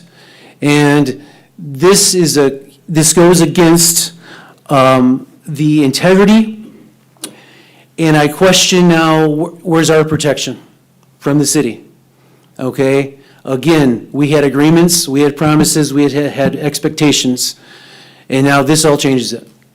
And so I understand we're looking and we need more homes and more apartments and more people to live in Watertown, and I'm all for it. But there's a difference here. And I just have one more thing to say then, regarding, this advertisement and so forth. This advertisement is still on Mill's website today because it's right there, I saw it. And so we bought in, I bought in, the group bought in for open land commons, and now the site plan has already been changed, we've already lost a percentage of it, and now we're gonna drive in and see apartments.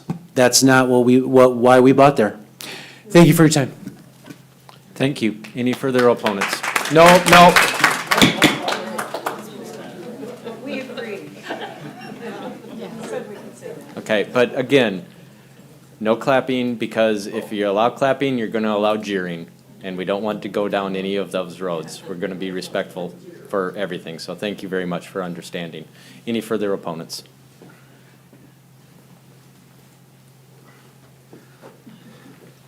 Good evening, my name is David Welter, and I live at 2028 Palisades Lane. And we moved into the Commons area.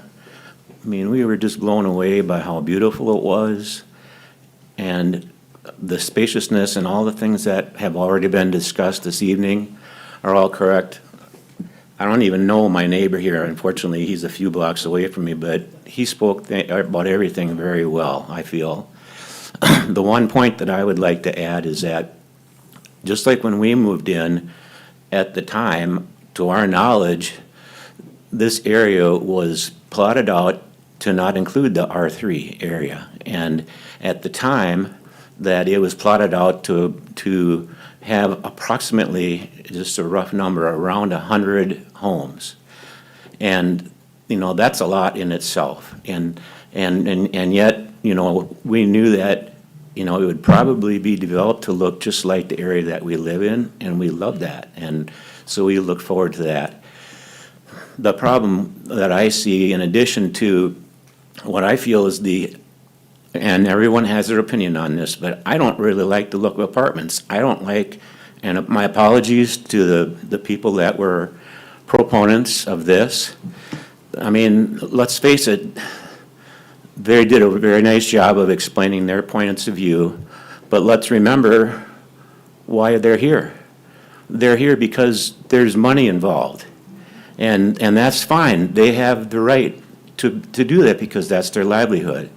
But that doesn't mean that it's right for all the people that have to receive the progress that they're referring to. Where I think I could speak for everybody here from Dakota Commons that we're all okay with the development of that land and for houses and twin homes. But we don't like big, tall structures, and we don't like the idea that when you start out with 100 units, that's going to put a fair amount of pressure already on the intersection that's been referred to many times on Parkview coming up to 19th. And since that is the only outlet for people to drive in right now, it's going to be plenty just with those 100 homes that were originally planned. Now, if you add in the apartments that they're talking about, roughly 50, you're increasing the amount of residences from 100 to 150. That's a 50% increase from what was always in the plan. And almost all of us here know that that's the way that it was before, And now it's like they're just they're just trying to change the rules, which again, they can go ahead and try to do. That's, that's up to them. But we don't want it. It doesn't sit well with any of us. We think it's wrong. We think that there's better places to put apartment buildings. And so, I think the idea that was proposed earlier that, maybe they could just, the Mills people, as kind as they are, that they could just say, okay, we'll take that R3 part out of the equation, and we'd be all happy with that. It's just one little number, just switch it from 3 to 2, which is where it was, and it has been for a long time. But they want to change it to a 3. And, so I think that, y'all are here this evening trying to do your best to serve our community. We love living in Watertown. You're taking time away from your families and maybe, football games and baseball games and things like that. And we appreciate all your hard work. But more than anything, we just appreciate, hopefully, your willingness to hear what the people want. And I know that you're faced with, trying to meet the economic, development needs of our city. And you're even faced with some financial factors because maybe, with these added apartments, it may increase tax revenue, but maybe not, because the values, even though some people here would say that we may not face devaluation of our property from these apartments, I think that we would. And so, in the end, I don't think you're gonna be out, you don't have a chance to gain extra property tax money because of that.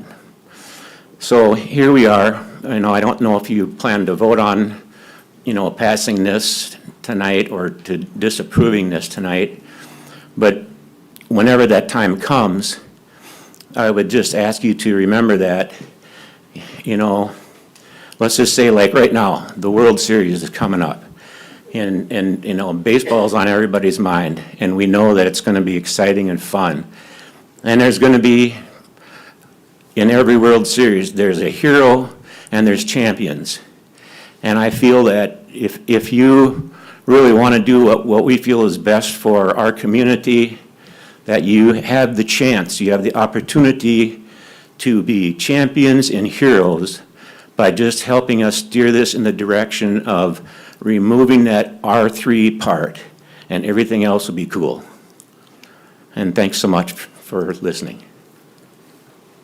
Thank you. Any further opponents? Any further opponents?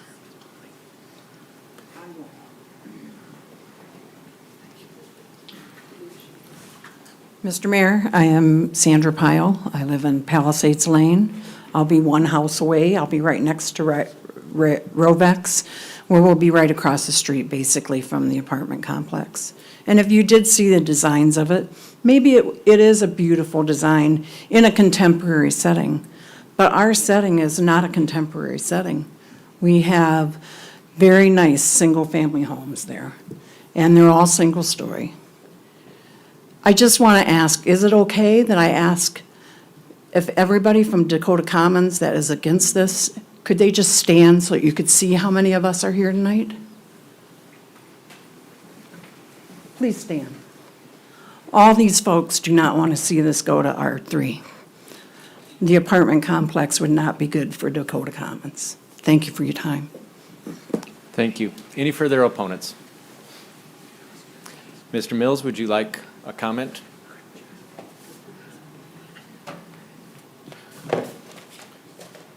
Appreciate that, Mr. Mayor. Just listening to some of the comments, and I understand them. I've heard them in Watertown before. I've heard them in Brookings before. I just want to say that I would ask that everybody thinks about the fact that this is personal to folks that live in this neighborhood. This is personal to me as well. My family has owned this development for 25 years. It's not completely worked. We're asking for a little bit of change to the plan. We've tried to preserve as much of the original plan that's closest to the existing residents. The park that was mentioned, it's still there. The park in the original plan, it's still on the current plan. I don't know that it's gonna be a city park. You guys will have to fight with them about that. If they wanna take it over as a city park, great, we're all for it. I don't know if they'll do that, but that's not my decision. But I'm telling you all, the land in the middle of Dakota Commons, right by Shade Hill Circle, to the south of Parkview Trail, it's still there, hasn't changed. And that question of change is to me the challenge that I face is I understand that people don't like the plan to change. And if we'd started this development a year ago, 2 years ago, 5 years ago, and we were changing it, that would probably feel like a pretty substantial left turn. It's not 5 years, it's not 10 years, it's not 15, this is 20 years we're talking about. We need to be able to work with the community, with the existing residents, and find ways to work with the current direction of what type of housing is needed. The last thing that I would just say, and I brought a map with me, because there's been a lot of comments about R3, never in the neighborhood. And I apologize that this is probably hard to see, but I'm happy to pass it around or whatnot. But this is a map of Dakota Commons. The date on the bottom sheet is 2002. This area at the north end of Dakota Commons, about 8 acres, it's all flagged as R3. I believe if we wanted to put apartments there today, and Brandy, correct me if I'm wrong, but I believe we could do that without needing to come here and ask for permission. And I say that just because we're asking for a different location because we feel like it's a better fit for the existing residents. And my challenge often in these situations is that people tell me that I'm just being greedy and that all I care about is money and that all I want to do is just make the most money that's possible. And I'm telling you that a lot of the decisions that brought us to here are in thought of trying to preserve the existing neighborhood and create opportunities for growth in more of the undeveloped parts of the development. I would just ask for your support in trying to make a relatively small change that balances those two things. Thank you. Thank you for addressing the park in particular. There was several comments on traffic. Did you want to say anything on that? I understand the traffic concerns. We will have to partner with the developer to do a traffic study. And from the get-go, in this deal, we knew there may be a need for a secondary access. Our deal with this developer provides for an option for a secondary access directly onto 19th Street if it's required. So if the traffic study and if the city would deem that it's necessary to not have all the traffic funnel onto 19th, but to have a secondary access, we do have options for that would alleviate that. Thank you. And City Engineer Peterson, I know that there was some talk about traffic as well on 19th, that being obviously something that we as a city have been paying attention to. I don't know if you wanted to address the council on that now. I think it would come up as far as traffic density on 19th.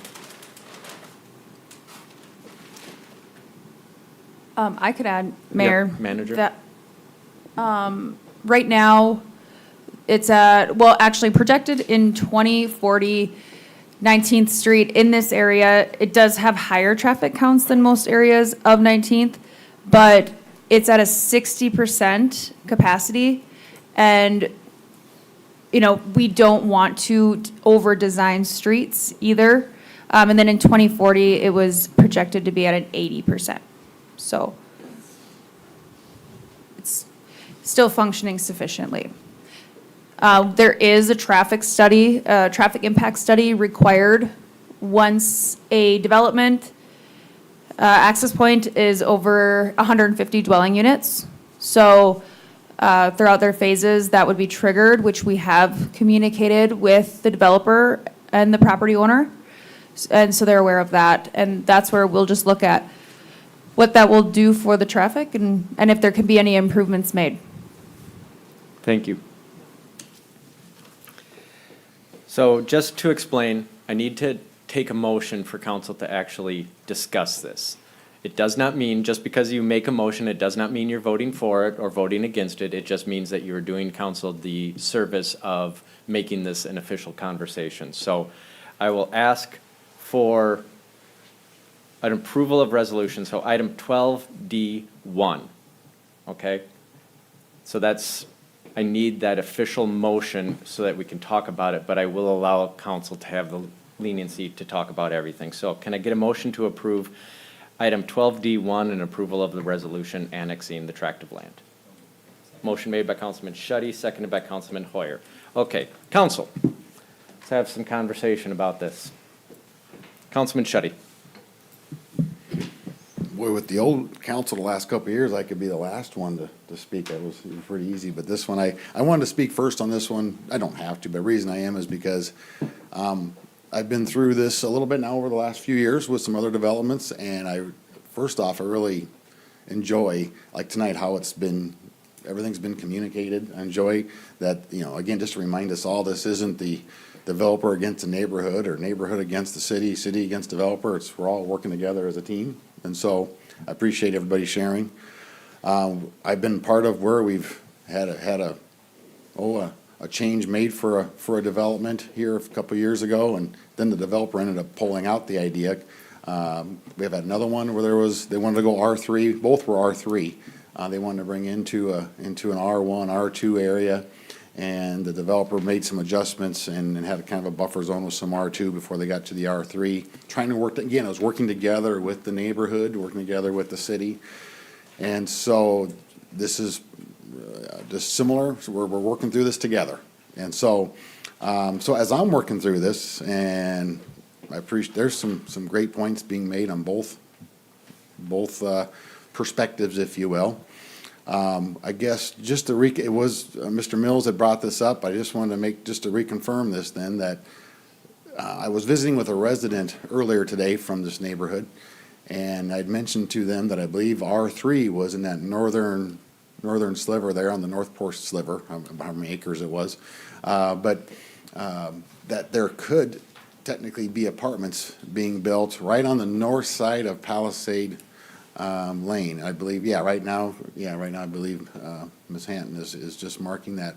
So reason I'm bringing that up is this is part of my decision tonight as I'm working through this and is some of the people that have built houses on Palisade Lane and bought into this vision, and they bought and built with an R3 already set up for that northern portion there. I have to take that in mind, that this isn't something that's being thrown into a last minute change in someone's backyard. This is different than some of the other developments that we've kind of had to work through. That's part of the equation that I've got to take in. But I came in tonight not completely bent one direction. I come in here wanting to be open to hear and listen. But that is one area there that I'm looking at is it's already been bought in with in fact a I suppose a developer could change something up there and decide to build there instead, and we'd have no way to stop that as a city, as a council, that is. So in listening to the developer, doesn't look like that's what the move they want to move. They want to move it down and put it further south. It looks like there's probably a couple property owners that are going to be, I guess, close, whatever that may look like. Again, is it going to change some things for a few people? Absolutely. So then I also look at the southern half that's not developed yet, that's being in the plat there. So any future landowners that are gonna buy into currently, if this were to go R3, any future landowners for the newest development that's being drawn out, they're gonna buy knowing that there's either an R2 or an R3. Kinda like the homeowners in the northern portion. They bought knowing there's gonna be an R3. Unless, I guess they missed that when they purchased, but they bought knowing there's gonna be an R3. So in the southern perimeter, they're gonna buy into that, knowing there's gonna be, well, potentially, if it passes tonight, an R3. So my challenge really is, as much as I'm just working through every pros and con, I can see an attempt to try to adjust this to be a win-win for the neighborhood. So that's where I guess right now, I don't really have any further questions or any questions at all. I'm just sharing a point of view of how I'm looking at it, and I'm open to other people's point of view to kind of help get a better grip on this. Council? Councilman Hoyer.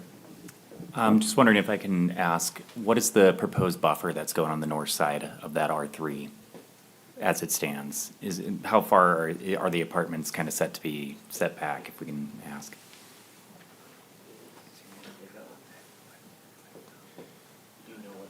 I don't know the exact number. I don't know the exact number, but it's 25 to 30 feet, roughly. And then, That's like you said, pretty typical. with the parking set towards the center of it? Yeah, the parking's set towards the center. The drive aisle would be lined up with the road that goes north as well. Okay, and then intended greenery then abutting the road? Yeah, lots of landscaping. We put lots and lots of trees in, all surrounding all the homes. Okay, thank you. Yep, you're welcome. I would say just in a lot of ways that my feelings are similar to Councilman Chuddy's, that this seems to me like the lesser of two evils, if that is what well, not lesser of two evils, but it's more appropriate than sticking it on the north side where it is going to abut directly. So, I mean, he has that option already. To me, I think since you're already abutting another, because the Prairie's Edge Estates Edition is already in the R3, that those R2s are gonna go right next to it. It's just there happens to be a flow that does abut a main roadway. I'm thankful they would have to do a road study. I'm sure Third Avenue, as it continues to get developed, is going to start being used more, and we'll see more of that traffic kind of split. But 19th is busy, and it's going to continue to be. But I'm sure we'll see more connection come up in the future as it continues developing to the east. Thank you. Any further comments? Councilman Jurens. Brandy, are we at the point where we know, do we have a plan for where those trees and that landscaping is, or do we wait until the developer has finalized their full plan? So that'll be at the building permit issuance phase. But we know in ordinance that a 30-foot front yard setback is required, and then that they have to have X amount of trees, 1 per 50 feet of frontage that they have. So, but that does not have to necessarily go in the frontage. But that's just standard ordinance language. So we know some people just put a skinny tree up, but, you know, it is what it is, right? Second question. We talk traffic. The two exits on the north side where the R3 actually is, are they able to be utilized? Yes. That enter into Third? Yeah. Yep. And I know quite a few that live, I'm on, I don't know how accurate Onyx is, but they're supposed to be accurate. I'm just going through a lot of the people that live along that R3. Am I missing something? Are any of them here? Okay. And Councilman Jurens too, so Yeah. they would not have been notified because they're not within the 250 feet of this proposed annexation and zoning and rezone. And the R3 has existed from the original, the R3 along Third Avenue, that's existed since the original master plan was approved in 2001. It hasn't changed through any of their renditions. Okay. So the one call I did receive was from someone that is not along there. But she did admit that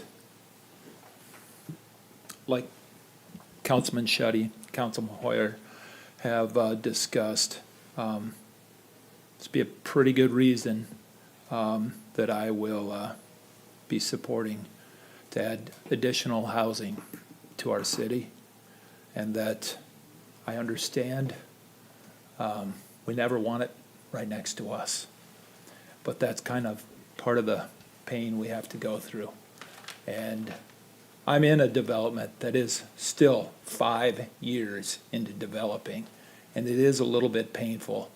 I would just hope, and the players here, I've watched for years, living in the Brookings area, going to college there. I do know the developer, their reputation, although there's not a park, their reputation, I believe, is on the way better end of responsibility than some of the other things that happen in communities. So that's my comments, Mayor. I'm out. Thank you. Councilman Peters? I just got a question for clarification, Brandy, for you. Where's the access also off of 19 for the apartments? Am I missing something in this mock-up here? It will be off of Parkview Trail. So it'll come off and then down? Yep. Okay, all right, thanks. Councilman Mormon? Thank you, Mayor.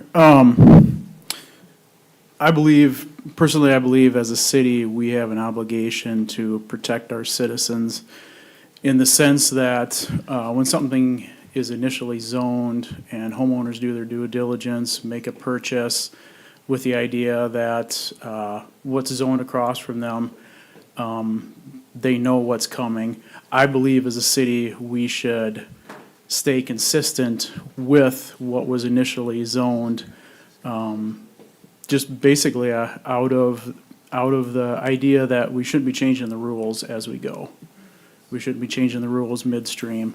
I believe it should stay R2, beyond that area directly across the street from like the existing twin homes, then it's open and subject to be rezoned. But the stuff that's directly across from the people who bought with the idea that our R2 is across the street from me, I do not believe that the city should be changing that on them. And I believe there needs to be that consistency as a land purchaser, as a home buyer.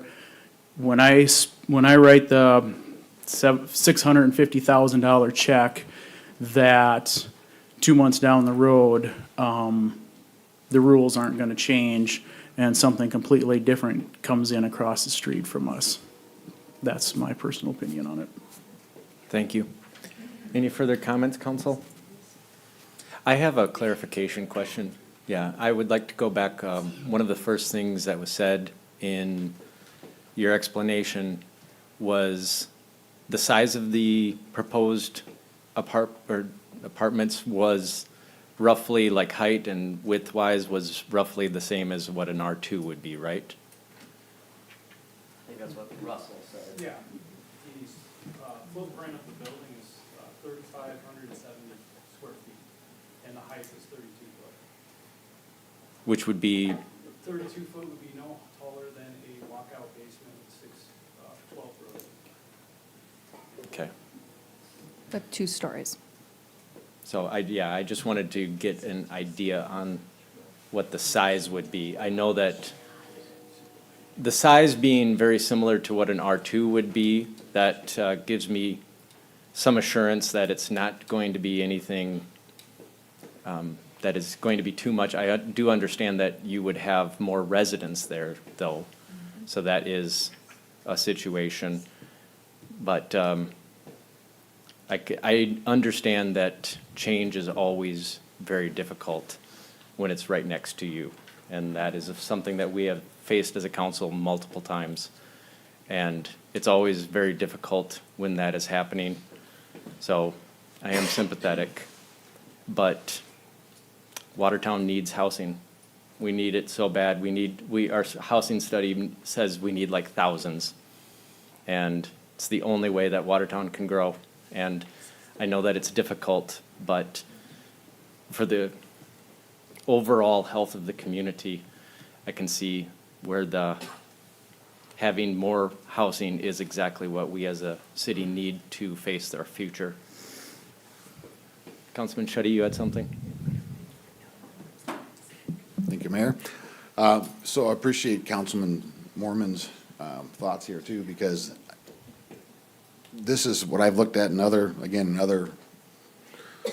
or changes on this in the previous developments. It's, if there was already, let's say if there was no R3s established and people bought into that particular development and there was no R3s and all of a sudden if the rules are changing, they're gonna put an R3 in the neighborhood, absolutely I would be questioning why we're doing this, and there'd be a little more vetting going on. Again, that's where with this one here, people already purchased knowing there's an R3, knowing that could be done, and in the neighborhood, in this development, not in a different neighborhood right across the street. And so that's where, for me, if that's really for me, that's probably one of my, what I'm kind of hinging on is the fact that it's already been established with R3 in that development. We're not changing, we're changing another area to make R3 instead of, right now developing the northern region. My guess is the citizens on Palisades Lane, most likely, and especially on the north side, probably would rather have it be in the southern perimeter than right in their backyard where they built. And so I know that the developer wants to be conscious of what's been established already. So that's why, just in working through this, it's hard for me not to vote for this because it's already been established, R3, in another area. We're not just popping this all of a sudden, rechanging the development. So that's just where I'm at currently. Any further comments or questions, council? Hearing none, the motion that we will be voting upon right now is an approval of the resolution initiating annexation of the tract of land contiguous to the city of Watertown. That's item 12D1. All those in favor of that annexation will vote aye. Opposed, nay. Finance Officer Bob Zine? Okay. Hoyer? Aye. Pauline? Aye. Mormon? Aye. Jurens? Aye. Peters? Aye. Shetty? Aye. Motion carries. We're on to item 12D2, which is the second reading on the establishing the zoning designation of R2, R3, and C2. Can I get a motion to approve the zoning designation? Motion made by Councilman Hoyer, seconded by Councilman Peters. Let's open it up for any discussion, council. Any questions, comments? Hearing none, Councilman Mormon? This one here, is this where we're voting on changing from the R2 to the R3? Yes. Nope, Manager that'll be the Hand. rezone, that you'll be rezoning the portions that are PUD. This is just establishing the zoning designations as outlined with the annexation. So the concept plan has already been approved showing the zoning designations that are proposed by the planning commission. So this is bringing in the C2, R3, and R2. Councilman Yes. Mormon? The next one's a change. Well, I'm just making sure, because I want to vote against changing it from R2 to R3, that area. I want to make sure I'm voting no on the right, at the right moments here. And honestly, I think you would on both then. Because, here, I'll show you on the agenda. So this is annexing and establishing the zoning for the areas that are not in city limits yet. And then the next action for the rezone will be everything that is already within city limits zoned as PUD, but rezoning it to match the annexation and zoning. Councilman?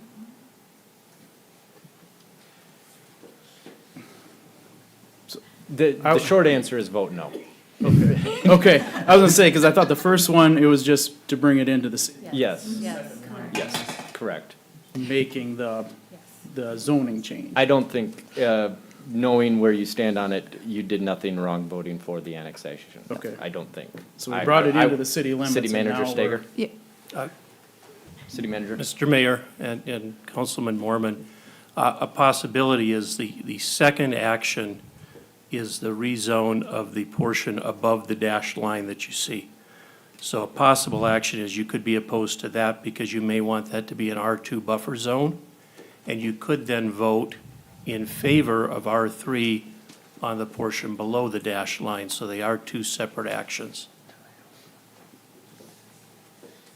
So I want to vote no on the portion that's above that dashed line across from the people that already bought and are in R2. Yep, and that would be action 12E. Or, yeah, 12E. Okay. Councilman Shetty? If I can get a point of clarification, so this north, the northern existing development that's already mainly developed, that's going PUD? That's No. not going, because I noticed, that's why I didn't think so, but I noticed it was highlighted PUD on one slide. So, just to clarify, that's still gonna stay the way it's been? So that exists as PUD, but they're rezoning it to the C2, R3, and R2. That is being proposed. And that's what will match up with the area being annexed and zoned, shown in this outline boundary as well. So just to follow up then with that, Mayor, that R3 in the northern perimeter, that's gonna remain R3, is that correct? I just wanna follow up on that. Yes. Okay, Yep. and that's the way it's always been, so that's gonna stay R3 for those northern, the northern portion of the development? Yep. Okay, Along Third Avenue. okay. Any further questions, comments? The motion is to establish the zoning designation. All those in favor will say aye, opposed nay. Finance Officer Bob Zine, please call the roll. Okay. Hoyer, Aye. Holdine, Aye. Mormon, Nay. Jurens, Aye. Peters, Aye. Shuddy, Aye. Motion carries 5-1. We'll move on to item 12E, a second reading amending the zoning map of the city of Watertown for a portion of property known as Dakota Commons 9th and 10th Edition from PUD Planned Unit Development to R2, R3, and C2. Can I get a motion on this? Motion made by Councilman Peters, second by Councilman Shuddy. I have to open a public hearing. Is there any new testimony on this item specifically? I'll close the public hearing. Go to council action. We already have a motion from Councilman Peters, seconded by Councilman Shuddy. Any further comments or questions on this, council? Hearing none, the motion is to amend the zoning map. All those in favor will say aye, opposed nay. Finance Officer Bob Zine? okay. Hoyer, Aye. Holdine, Aye. Mormon, Nay. Jurens, Aye. Peters, Shuddy, Aye. Motion carries. We're moving on to item 12F, which is a second reading of an ordinance revising Chapter 2.02 of the revised ordinances of the City of Watertown regarding the on-sale licenses for full-service restaurants. We have a pass. We'll be at ease for 5 minutes, council.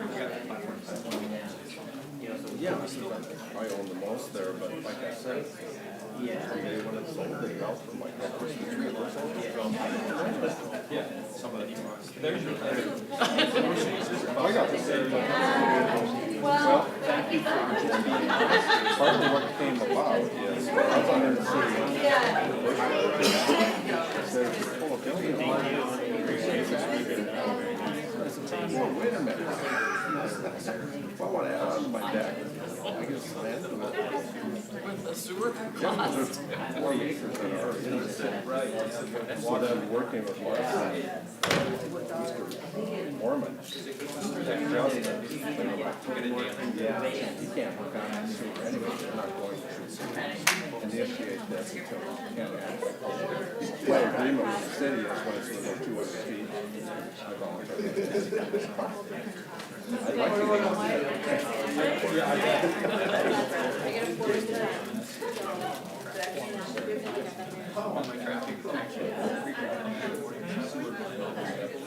you know, there's a traffic, there's one foot of water main down right in front of my house. For the bus barn. And this one too was also brought, we have a single phase line. They took a three-phase line, three-phase. So now there's three-phase now. I might be a while before you get And I was on county zone.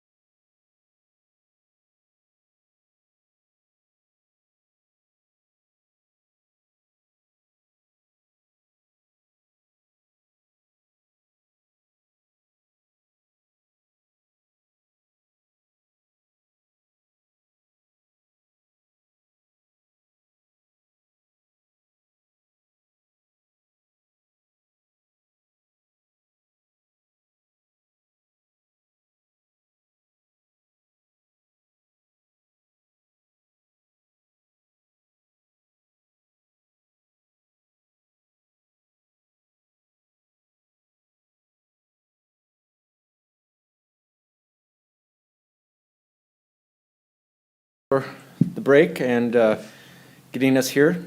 So we'll move on to item 12F, which is the second reading of an ordinance revising Chapter 2.02 of the revised ordinances of the City of Watertown regarding the on-sale licenses for full-service restaurants. We will go to City Manager Stager, I believe. Thank you, Mayor. As a reminder, this is the second reading of an ordinance that was brought forward at the last council meeting. Just a second, City Manager. I just want to confirm, I just got a text that we were offline. Are we back online now? Yes, we are back online. Okay, thank you. I Thank just you, wanted to Nick. make sure. Sorry, City Right. Manager, start back over. So this is, What needs? Do these need to be green? no, No. no.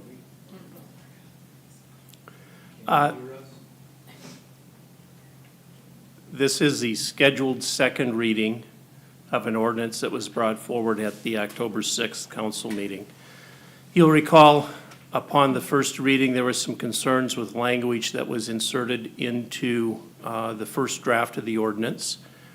Based on the feedback received and discussions that we have subsequently had, both on the 6th of October and at the October 15th work session, staff has brought forward to you today two draft versions of an ordinance. The first one is a red line, taking the ordinance as presented at the first reading and making two changes. The first change is in the definition of a restaurant, is to strike the language that referred to a prohibition on recreational facilities, a prohibition on mind-altering substances, and there's a third. And gambling. So those items were struck from the revisions, leaving a pure statutory definition that you can also find in Chapter 35 of South Dakota Codified Law of what a restaurant is. So we're going back to the pure definition with that change.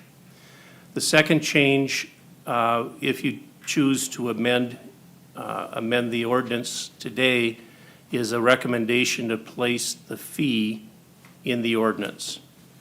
There are two ways we could accomplish the fee.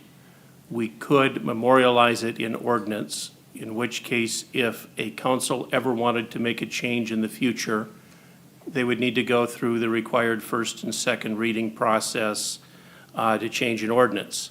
The second method to establish the fee would to do it merely by resolution, in which case only a majority of the council in a single reading would be required to change the fee for a restaurant liquor license in the future. After discussion with several council members over the course of the last few days, we're bringing it forward as a recommendation to place it in ordinance. However, that's purely up to this group and whoever makes an amendment, assuming you want to amend the ordinance, whether or not you include a fee in ordinance.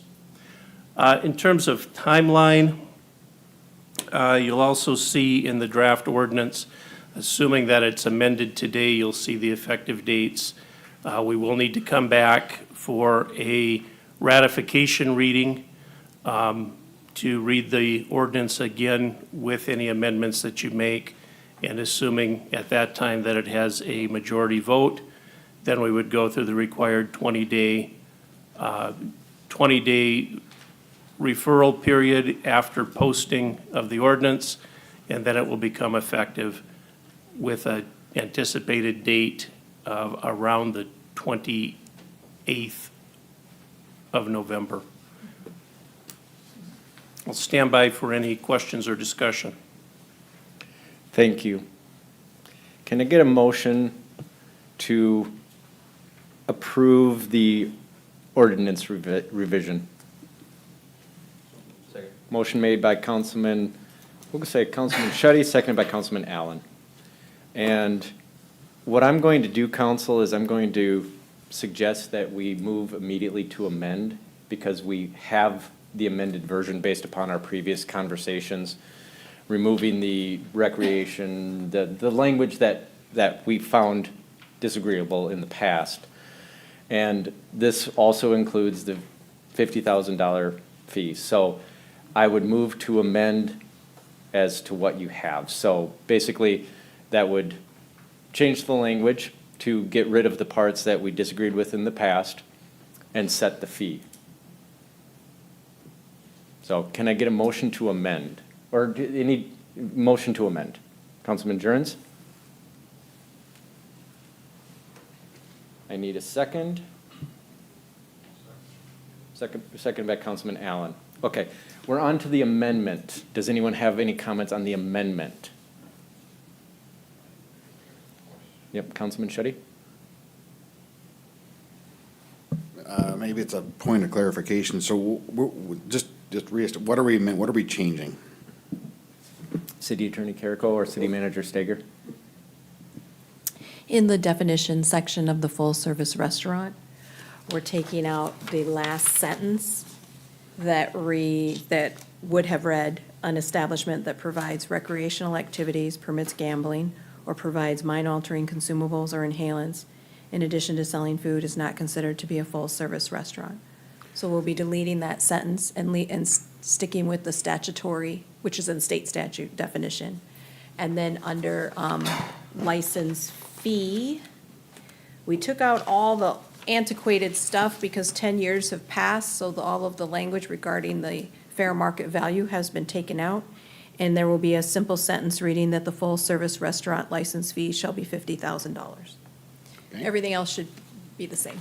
But also the recreation gaming has been deleted. Which one? That was the sentence she wrote. Yeah. Yeah,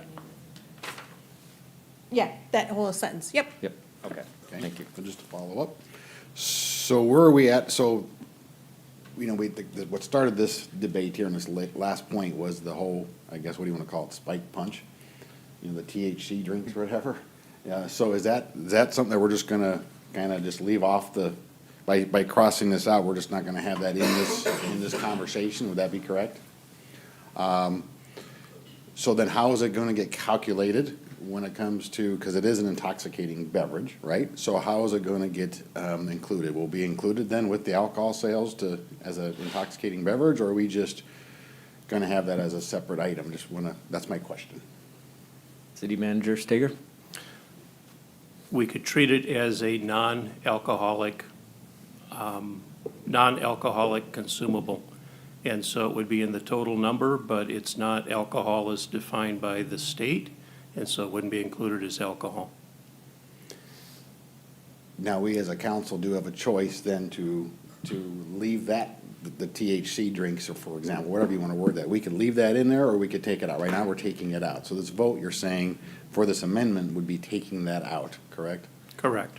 Okay, just was clarifying that. And my stance is, I'm not for that portion of it. If there's a way we could word it to where we still have those considered as an intoxicating drink. Just because those beverages, from what I've gathered, they're still gonna inhibit your, if you have 2 or 3 of those, it's gonna inhibit your driving.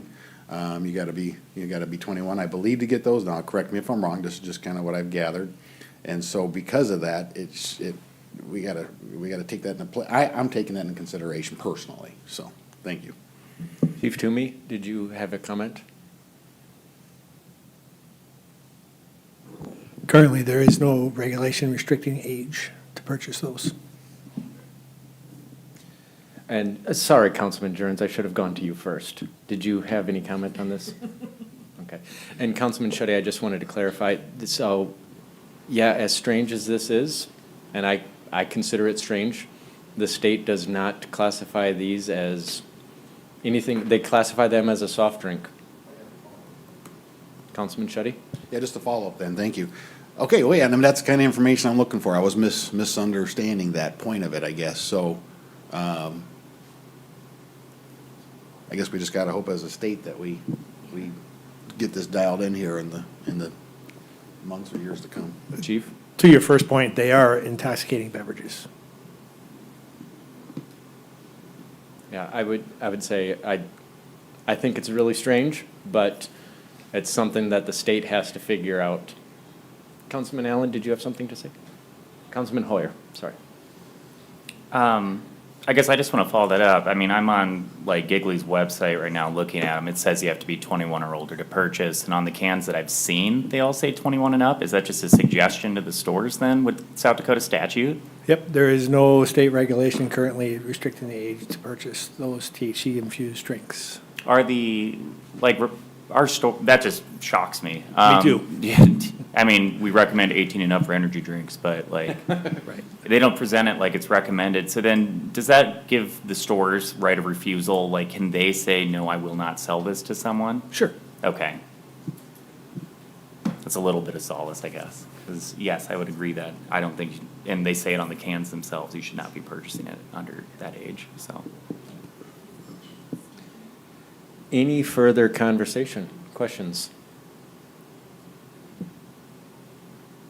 So I just want to thank everyone on the council. It's been a long haul on this. And, but the effort that we put in, even if there are some people who are going to be unhappy about it, no one can say we did not put in the work. So, and yeah, it was a journey for me as well, because I started off and I'm going, I don't like this too much, but I learned a lot in the community and from other people, and I think that it could be good for Watertown. So I will be supporting this. Councilman Jurens, did you have something to be saying about the timing of it, anything? Well, first of all, if I drank a big jug of Mountain Dew right now, I'd be intoxicated myself, so, you know, because I don't drink sugar. So there was one comment that I, thought I should add there. I am wondering, this delay, I mean, we have two people waiting in line. We have two businesses, we believe, that are waiting in line to purchase these.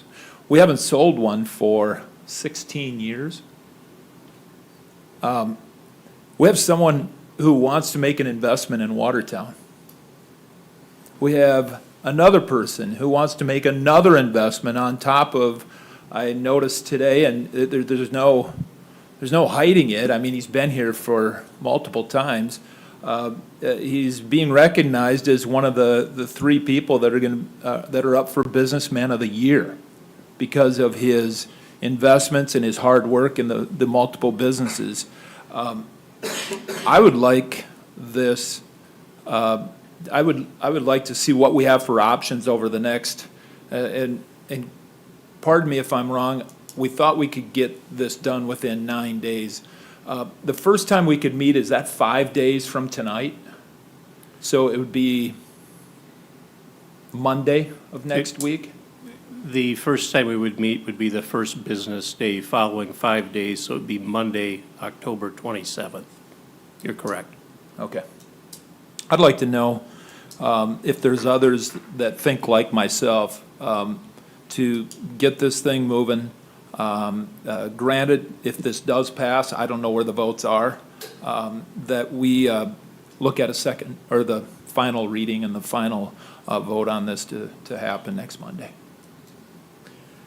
So this is not an official actionable item, but it is Councilman Jurens just asking if there is will from the council to just expedite the process and get this finished.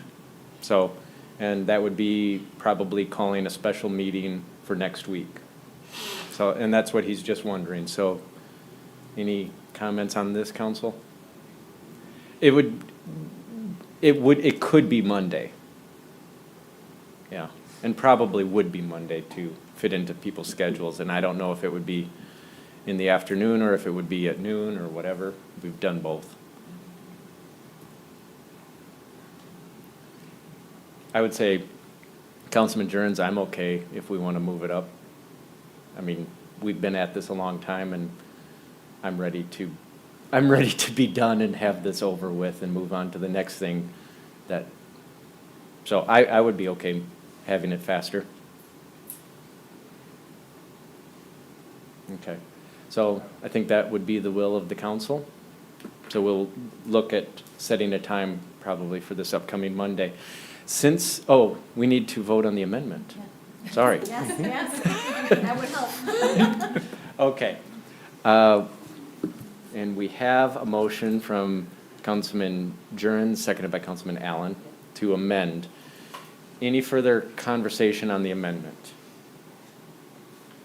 Okay. I think there was no comment against the amendment. I feel okay doing a voice vote. All those in favor of amending it? Oh, you're no? Okay, thank you. So. abstention, so. Oh, yeah, we have an abstention and we have probably a nay vote. So would you please call the roll? If you're in favor of the amendment, say aye. Oppose, nay. Okay. Allen. Aye. Helene. Aye. Mormon. Aye. Jurens. Aye. Peters. Aye. Shetty. Nay. Motion carries. It is now amended, which means it is substantially different, which means we need to have a second reading, which will come up sometime next week. So thank you for that. On to item 13A, an approval of a memorandum of understanding between the City of Watertown and Lake Township for agreement on road maintenance. City Manager Steger, is it? City Engineer Justin Peterson City is going to Engineer take these, and I would recommend we take both item 13A and 13B at the same time for discussion. All right, thank you very much. City Engineer Peterson. So, IT, if you would share my screen, please. Yes, as Alan said, these next two items are very similar. They're also similar to an MOU that the council approved for the Elmira Township back in July. We've been meeting with the townships and county to develop these MOUs for roadways that are on the boundaries between the township and the city, or the county and the city. So it's really, this one in particular, there's really nothing new. It's just documenting what we already do. The blue on the map is the city portion. So we do Golf Course Road, South Lake Drive, 3rd Avenue, and a little bit of 33rd Street West. And then the pink color is the township responsibility. So they have the rest of 3rd Avenue and 33rd Street. And then over here on 54th Street, there's a kind of a turnaround point that we've agreed on. I guess that's it for this one. I do have a couple comments when you get to the other one. I think it's, if we could just vote on this one then. Yeah. Okay. And I'll stand by for questions. Okay. Can I get a motion to approve the MOU? So moved. Motion made by Councilman Allen, seconded by Councilman Peters. Let's open it up for comments, questions. Hearing none, the motion is to approve the MOU. All those in favor, please say aye. Aye. Any opposed, say nay. Motion carries. Item 13B, can I get a motion to approve the MOU with Pelican Township? Motion made by Councilman Shetty, seconded by Councilman Mormon. City Engineer Peterson. This one is, there's really only two roads that this one's affected by on the, see if there it is. On the east side of Pelican, there's this stretch right here that's technically in the township, but the city already goes down and maintains that, so thought it made sense for the city to take that part over. Then over here on 32nd Street, the township has requested that the city, that they'll still maintain it, but that split the cost of the crack and chip seal and the patching along that stretch, since these folks in CACs tend to use this road. And I guess with that, I'll stand by for questions. All right, thank you. Any questions or comments, Council? Councilman Jurens? So the township wants to split the road work on that stretch? Yep, they'll maintain, they'll do the crack and chip and the patching, but they just ask to split the cost. And that's because of this new development traffic? Correct, yep. Can I make a comment? That road was horrible before that development even opened up that driveway. do you estimate a cost to the city for splitting this? What they've mentioned was the crack and chip about every 4 to 5 years, and that's about $30,000. So they didn't have necessarily a cost for patching, but I think the major cost would be the crack and chip.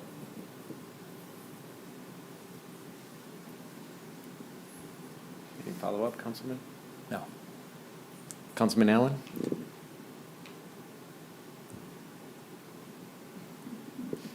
I feel like Justin, struggling here. Can you, what are the pink roads that I see on that, that are in some of the developments, and you see what I'm referring to? Yep, those are private roads. Okay, thank you. Councilman Jurens? So does this obligate us to multiple crack and seal repairs every 4 to 5 years? So what this agreement is it's a 2-year agreement, and we've kind of discussed like every 2 years we'd kind of revisit it. So technically it'd probably only be one, if that, in the next 2 years. Go ahead. Mayor, could I add? So the CAC's 4th edition does require this as secondary access, and we currently have construction access agreements with the township for platting that portion of CAC's 4th, where any construction that is being driven by city development, or like the construction of the houses going on up there, any of the heavy equipment are to use 33rd, which is a city street. And then also to consider that 42nd, with that being a township road, the city traffic isn't necessarily what would be causing damage to that street. That would be more so like farm equipment. So just something to consider. Construction equipment. Or construction equipment, which they are not supposed to be using if it is driven by city construction. Councilman Hoyer? So as it stands right now, how much city land abuts the county road? Just the small portion where the blue's at right now on that? Yeah, it's about just over 1,000 feet, 1,060. And again, I'm just making sure I'm understanding, and we already have agreements that any of the construction vehicles that are developing this development in that area are to use the city-owned road. They don't use the county road, excuse me. Correct. So can I ask, was this brought forward then by the county as a request, or? The township requested Okay. it. Manager The other thing to consider, though, is its importance to the city development, that it is required for secondary access.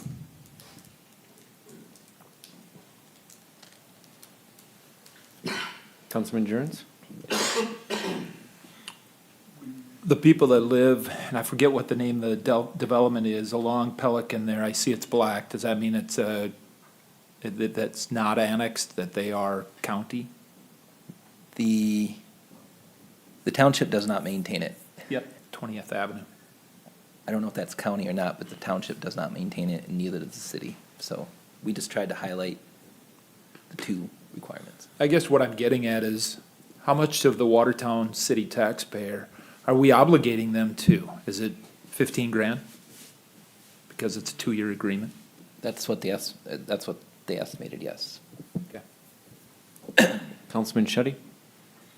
Thank you, Mayor. Yeah, if I could shed, earlier tonight I touched base on other developments that wanted to add R3. And this was one of those that was discussed, but then the developer had pulled that. But in that same discussion, we were, the growth of that development, people that bought into that Pelican development there. One of their concerns was traffic flow, as now they're starting to develop to the west. And so all the traffic channels from that one, from 33rd or whatever it is over there. So yeah, as Ms. Hanton said, was part of our discussions on that Pelican development was using that 42nd as well as another another access point to, as we grow and develop. So I can see the philosophy behind this to partner, if you will, with the township as we're developing to the west there. Councilman Hoyer?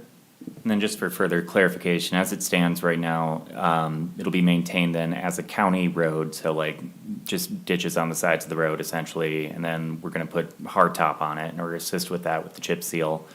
And then I would assume that as an eventuality, it'd be likely that eventually that would someday possibly become a part of Watertown as the community continues to grow, or we'll just be in a perpetual half-road agreement. I just think of like some of our northeast roads that are like half county feeling and then half not, and so. And that's what we're trying to clarify with these MOUs is who maintains them, and then as the city grows, that's why we look at them every couple of years just to see if anything needs to be changed or not. Right, I worry a little bit about like at what point the linchpin is for modernization of that road. And then also snow removal responsibilities, because I do know that the folks on 20th Avenue have had feelings about that in the past. Just because sometimes snow removal comes their way, sometimes it doesn't. It's kind of been a contentious thing in the past. You're saying on 20th Avenue? Yes, just because like, what was it now, 5 years ago maybe they reached out to me to talk about that specifically. But 20th Avenue, the county. It's in city, that portion we're maintaining. I do believe that this MOU will help with that. Sure. Clarify that. Would the snow removal responsibility still just be with the county though, on this road, or do we start chipping into that? The city does that, or Okay. would do that. Can you point out 20th Avenue? On this side. Because I just always think that's something to consider along with this, that we're doing a chip seal agreement, and then I think we're already doing some snow removal on that too, or not right now? On 20th? On, no, the one that we're getting into the agreement with, yellow. No, that right now, the township Okay. is maintaining. If I could Manager. add to some of those points too for Councilman Hoyer. It kind of goes as far as making it from a rural street section to an urban street section. We're kind of in that situation with 33rd as well, where it's a narrow street. A lot of the times you see that be converted to an urban street section once you have each adjacent side of the abutting properties annexed and zoned, so that you can do a larger reconstruct project. So I imagine that'll be the same for 42nd whenever we get a majority of the adjacent properties being annexed into city limits. We did collect the pro rata share for what an urban street section would be from the developer, Steve Horning, at the time that it was platted, that the portion of the CAC's 4th edition that abuts 42nd. When that was platted, we collected that amount, which was significant because it was necessary for the rest of the development. We didn't want that hinged on the two properties that are abutting 42nd, when in time 42nd needs to be upgraded to an urban street section. So that has already been taken care of, which also can help with the maintenance costs. You know, really it's for the future reconstruct of 42nd and what that pro rata share would be, but we did collect that money up front. So. Any further questions or comments? Hearing none, the motion is to approve the MOU. All those in favor will say aye, opposed nay. Finance Officer Bob Zine. Okay. Allen? Aye. Hoyer? Aye. Helene? Aye. Mormon? Aye. Jurand? Aye. Peters? Aye. Shetty? Aye. Motion carries. We're on to open forum. Is there anyone who would like to address the council on something that is not on tonight's agenda? Thank you for being patient. We've been waiting a lot of years.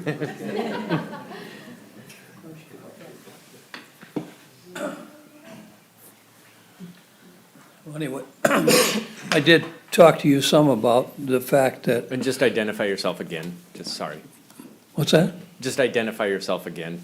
Oh, my name is Jim Orris, and here's Nathan Reichling, he's the renter, and Lori, she's the one that's gonna read a letter to you, and she's my wife. So anyway, but I was in on this deal when it first happened. I'm sorry, which deal?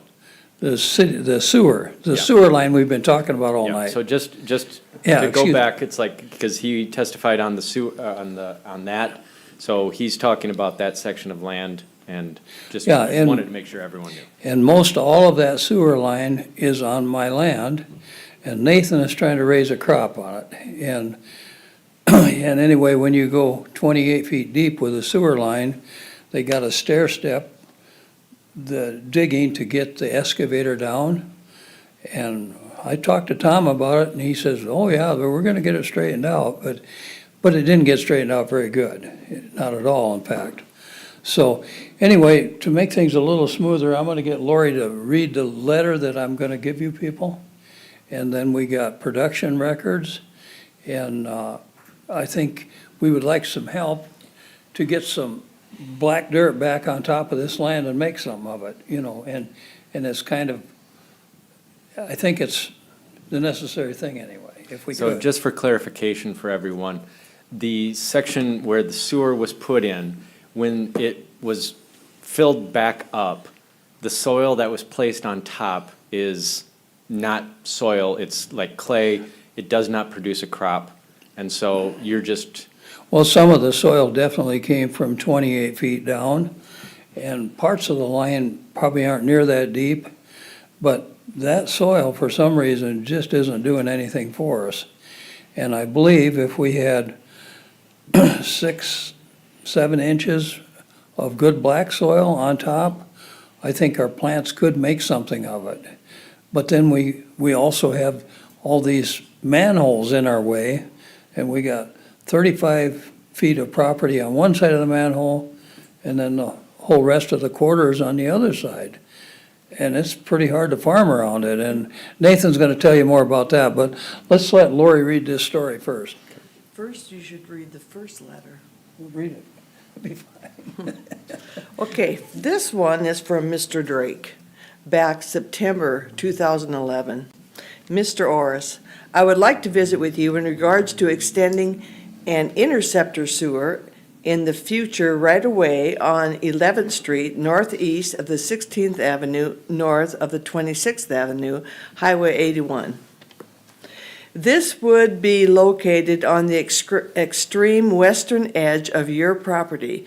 This will ultimately facilitate development of your property and that you recently acquired from Gene Mack Estate, as well as development along 26th Avenue North, including the new bus facility and future elementary school. The interceptor will allow service to the large area without having to install multiple lift stations. This is most cost-effective for both the city as well as the potential developer. The city would then set up a cost recovery area and collect a per acreage charge as the property develops. The advantage to the property owner is the availability of the sanitary sewer as well as the cost being fixed at 2012 installation cost. In order to keep the initial cost down, we would ask that you donate an easement. The property will be restored to its current condition and can continue to be farmed. There will be no cost to you unless you wish to take advantage of the sanitary sewer and develop your property. All right, that's 2011. So here we are, Jim's writing you guys a letter regarding Project 1119. I have received your letter on the proposed resolution to the sanitary sewer on Project 1119, and I would like to readdress some concerns that I have spoken to the city about in the past and that remain unresolved. When the city planned for the sewer line back in 2011, the city requested that I donate an easement. I gave the easement under the condition that the land would be restored to its original condition. As a farmer, this was very important to me. Neither the city council nor the city engineer mentioned the 20-foot deep sewer line, 28-foot deep sewer line that they were going to install. They also neglected to mention their plans of installing 8 manholes on my land to the north. I now have manholes 35 feet from the property line all the way across the west side of my land. These manholes are a hindrance to farming the ground. Back in 2012, when I saw the wide stair-step excavating being done for the 28-foot deep sewer line, I contacted Mr. Tom Drake and inquired about my topsoil. I reminded him that the city's agreement to restore the land, that meant topsoil put back in place. He assured me that the land would be put back to its original state, which is a law in South Dakota. Mr. Drake also told me that I would not be forced to be part of the city. I would only have a sewer charge if I want to hook up to the sewer line. After that conversation, I felt reassured and felt that I was dealing with a man of his word, and I believed that he spoke in good faith. But shortly after our conversation, Mr. Drake was no longer the city engineer. I really feel that Mr. Drake was in my corner, but when he left, it seems that our agreement to restore the land to its original state went with him. The clay that was deep below the earth is now our farmland. This clay will not raise a crop. I needed the topsoil that the city removed to be put back in place as we agreed. Over the last 10 years, I've asked the city to honor our agreement and put back the black topsoil over the sewer line. The city has refused to consider my request. The city has refused and considers my request out of line, even though I have this letter dated back in 2011, which I just read you, where the city agrees to restore the land to its original condition. We can provide you with yield maps from the combine, which shows the loss of production. The maps show a significant loss in the area of the sewer line for the last 12 to 13 years. I am disappointed in the city of Watertown. We are farmers, and we have a farmer solution. My tenant and I would like to have some black dirt put over the non-productive land that is above the sewer line, and a fiberglass flag placed by each manhole. This would give us some black dirt to work with, allow us to farm both sides of the manholes, and the flags would alert us to the location of the manholes so that we would not drive over them. We would maintain the flags in good shape and would appreciate your help with our dilemma. Thank you for your consideration. Thank you very much. Did you want to say anything, Mr.? So I don't say, thank you guys, thank you council for being, just listening to us. So I just want to put this as a picture because I don't know if you completely understand how it is. Let's go say you had your yard and you had some contractor come in and dig a pipeline in your yard, sewer line or something. They filled it back in, they put the clay on top, and you had this strip going through your yard. Every year you saw that strip. The summertime would burn up. Nothing there. Would that drive you nuts? It'd make you kind of eerie and irritated at the whole situation. So basically, I mean, it's basically the same thing. What do you do to fix it? You put black dirt on top of it so you actually can raise your grass and, in our case, raise a crop. Which, I mean, we just want your consideration for following what the letter said 14 years ago already, just to see if there's any way we can come to a resolution. Thank you very much. And at open forum, it's the policy of city council. There's nothing actionable here, but this is just to bring something to the attention of the council or the community, and you did that, so thank you very much. Do you think you're gonna take it into consideration and try to help us with this? There was a big pile of black dirt when they built the wellness center that isn't very far from us, and it sat there for a long time. Next thing you know, they leveled it out a little bit.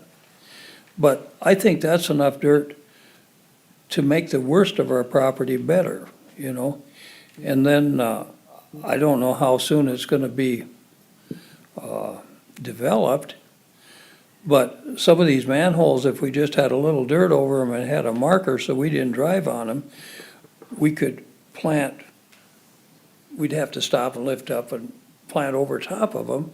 But right now, we can't even do that. And when we spray weeds, if we haven't got a crop growing there, well, then the weeds come back immediately, you know, and you just can't. You need crop competition to make decent land out of this, you know, and we never dreamt that this was gonna be this way, you know.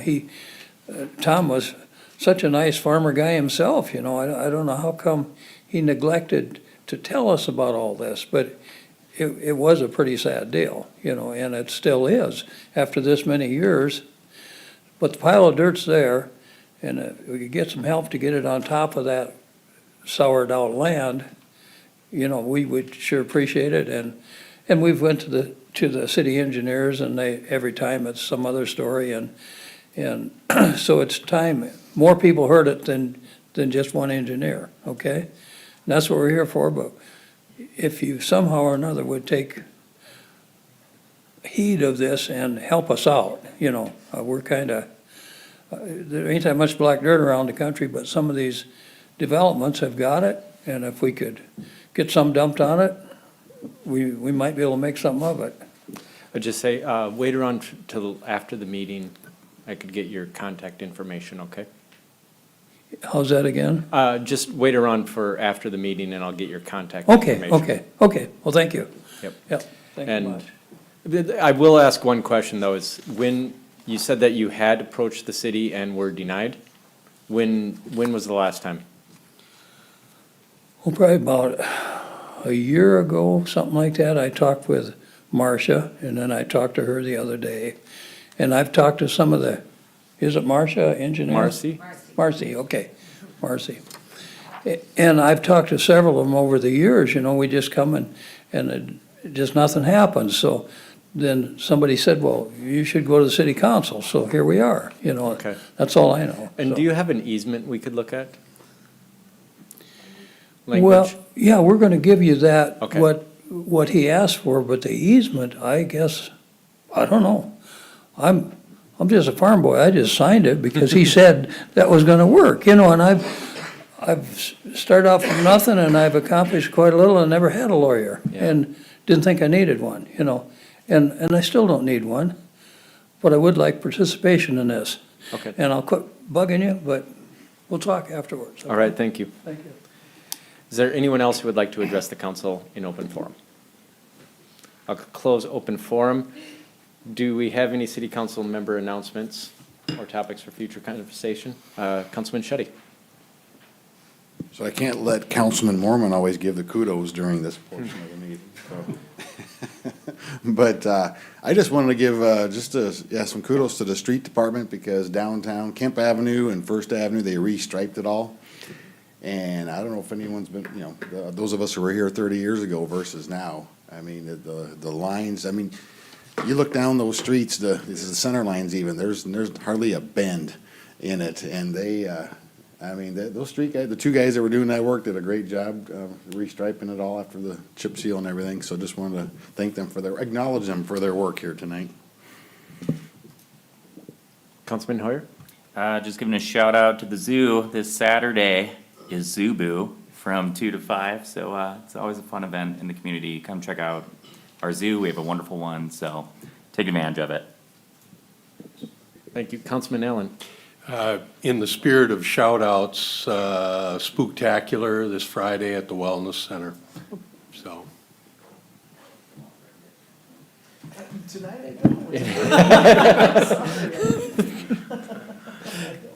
Any other council announcements?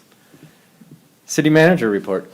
A couple of things real quick. The budget, first and second reading of the ordinance will take place in November, so it'll be November 3rd and November 17th. On November 3rd, I intend to bring a policy revision forward for council's consideration. It is a policy revision extending how we utilize our sick bank time for employees that may have dependents suffering medical conditions, so we'll be bringing that forward. Just a point of clarification on funding for outside organizations. I haven't heard from any of the outside organizations yet, but I did see some news reports that I just want to clarify. We have allocated enough funding in 2026 to essentially maintain all of the organizations that we have funded in the past. Some of the smaller organizations we will direct to other agencies rather than directly funding those organizations. That's what I have. Thank you. I don't have a reason to go into executive session, but I do believe that a councilman would like to make a motion. I'd like to move we go into executive session to discuss a contractual issue. Thank you. Motion made by Councilman Allen to go into executive session. Can I get a second? Seconded by Councilman Jurens. Any discussion on that? I'll say we will not be taking any action when we're done with executive session, so if you're here for the end, you can leave. But all those in favor of going into executive session, please say aye. Aye. Any opposed, say nay. Motion carries. All right, good night and God bless you, Watertown.